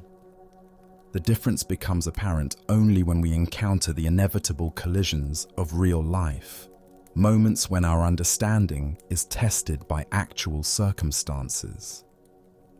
In Zen practice, we distinguish between knowing about and knowing directly. You can study everything ever written about the taste of an apple, but until you actually bite into one, your knowledge remains second-hand. Similarly, we can accumulate vast knowledge about peace, compassion, or wisdom without ever actually embodying these qualities. The blind man was sincere in his intentions. He genuinely wanted to help others see him and avoid accidents. But his good intentions couldn't substitute for the actual function of a lit candle. This is the challenge of all spiritual practice, not just wanting to be wise or appearing to be wise, but actually cultivating the direct experience that makes wisdom real. Zen Master Dogen taught, "To study the Buddha way is to study the self. To study the self is to forget the self." The lantern represents our self-concept as someone who is wise, spiritual, or enlightened. As long as we're primarily concerned with maintaining this identity, the actual candle of genuine insight remains unlit. The traveler who bumped into the blind man wasn't being cruel when he pointed out the obvious. Sometimes we need others to help us see that our candle has gone out, that we've been coasting on old understanding, without tending to the flame of present moment awareness. Look deeply at your own experience. When do you find yourself carrying an unlit lantern? Perhaps it's when you offer advice you haven't fully integrated yourself, when you speak about peace while feeling agitated inside, or when you present yourself as having figured out something you're still actively struggling with. These aren't moral failures. They're simply signs that it's time to relight the candle. The beauty of this teaching is that discovering our lantern is dark isn't the end of the story, it's the beginning. The moment we realize we've been walking in darkness while believing we carried light, we can stop, find a source of flame, and actually illuminate our path. The lantern itself isn't useless. It just needs the essential element that makes it functional. In our relationships, careers, and spiritual practices, we encounter this same dynamic repeatedly. We develop the outer forms of expertise, the vocabulary, the credentials, the appearances of mastery, but sometimes lose touch with the living essence that originally inspired us. The marriage counselor whose own relationship is struggling, the teacher who has stopped learning, the spiritual practitioner who has become rigid in their practice, all are carrying unlit lanterns. The Buddha taught, better than 1,000 hollow words is one word that brings peace. One moment of genuine presence, authentic compassion, or real understanding illuminates more than years of accumulated concepts.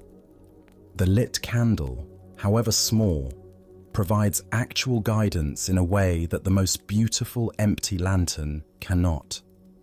Zen practice continually asks us to check whether our candle is actually burning. Are we speaking from direct experience or from memory? Are we acting from present awareness or from habit? Are we offering genuine warmth and illumination, or just the appearance of these qualities? This isn't about achieving perfection or never having our candle go out. Candles extinguish naturally. That's their nature. Wind blows them out. They burn down. They flicker and fade. The practice is in noticing when the light has gone out and having the humility to relight it rather than pretending it's still burning. Tonight, as you consider the various roles you play and the wisdom you believe you possess, can you honestly assess which lanterns in your life are actually lit? Where are you carrying genuine understanding? And where might you be relying on the mere appearance of insight? Can you find the courage to acknowledge the dark lanterns without shame, seeing them simply as opportunities to rekindle authentic understanding? As Buddha's wisdom reminds us, 3 things cannot be long hidden: the sun, the moon, and the truth. Eventually, the darkness of an unlit lantern reveals itself through collision with reality. But rather than waiting for these inevitable bumps, we can choose to tend our inner flame with the same care we would give to any precious light, knowing that when it burns brightly, it illuminates not only our own path, but helps others find their way as well. Tonight, as we draw our shared exploration to a peaceful end, can you notice how the tranquility you've discovered isn't something you needed to acquire, but rather something you simply remembered was already yours? Can you feel that the deep calm you've touched tonight exists not only within these teachings, but in your own natural awareness, patiently waiting to be acknowledged? The Buddha reminded us, peace comes from within, do not seek it without. Contemplating this wisdom, recognize that serenity and understanding don't rely on perfect conditions or extraordinary experiences, but flourish from your own inner landscape, available in each breath you take. Throughout tonight's exploration, every teaching has woven together a common thread, revealing the liberating truth that struggle dissolves when we stop fighting what is. That genuine freedom flows naturally when we cease clinging to outcomes, and that lasting contentment emerges from witnessing life clearly, beyond our habitual patterns and knee-jerk responses. Even when your thoughts wander, even when tension creeps back in, the insights you've gathered tonight have taken root in the rich ground of your being, ready to nourish you whenever you need their guidance. Remember, as you settle into rest, that these timeless wisdoms have revealed not some far-off destination, but a way of inhabiting this very moment with complete presence and acceptance. In the stillness that surrounds you now, notice how profoundly your perspective has expanded, how effortlessly your breathing has deepened, and how tenderly your mind rests, unburdened and receptive. These teachings serve as gentle reminders that authentic understanding isn't concealed in remote monasteries or buried within ancient manuscripts. It radiates clearly and unmistakably through the beautiful ordinariness of conscious attention. Tonight, you've tasted that reality, a reality that emerges when we simply stop, breathe, and truly see.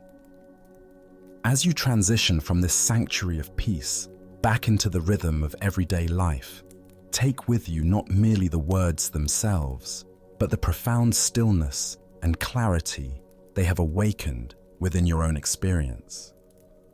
May this tranquility remain your constant companion, lighting your path through both joyful and difficult times ahead. The peace you found tonight was never truly lost. It was simply waiting for you to come home to yourself. Thank you for joining us on this journey at Sleepy Monk. Sleep well.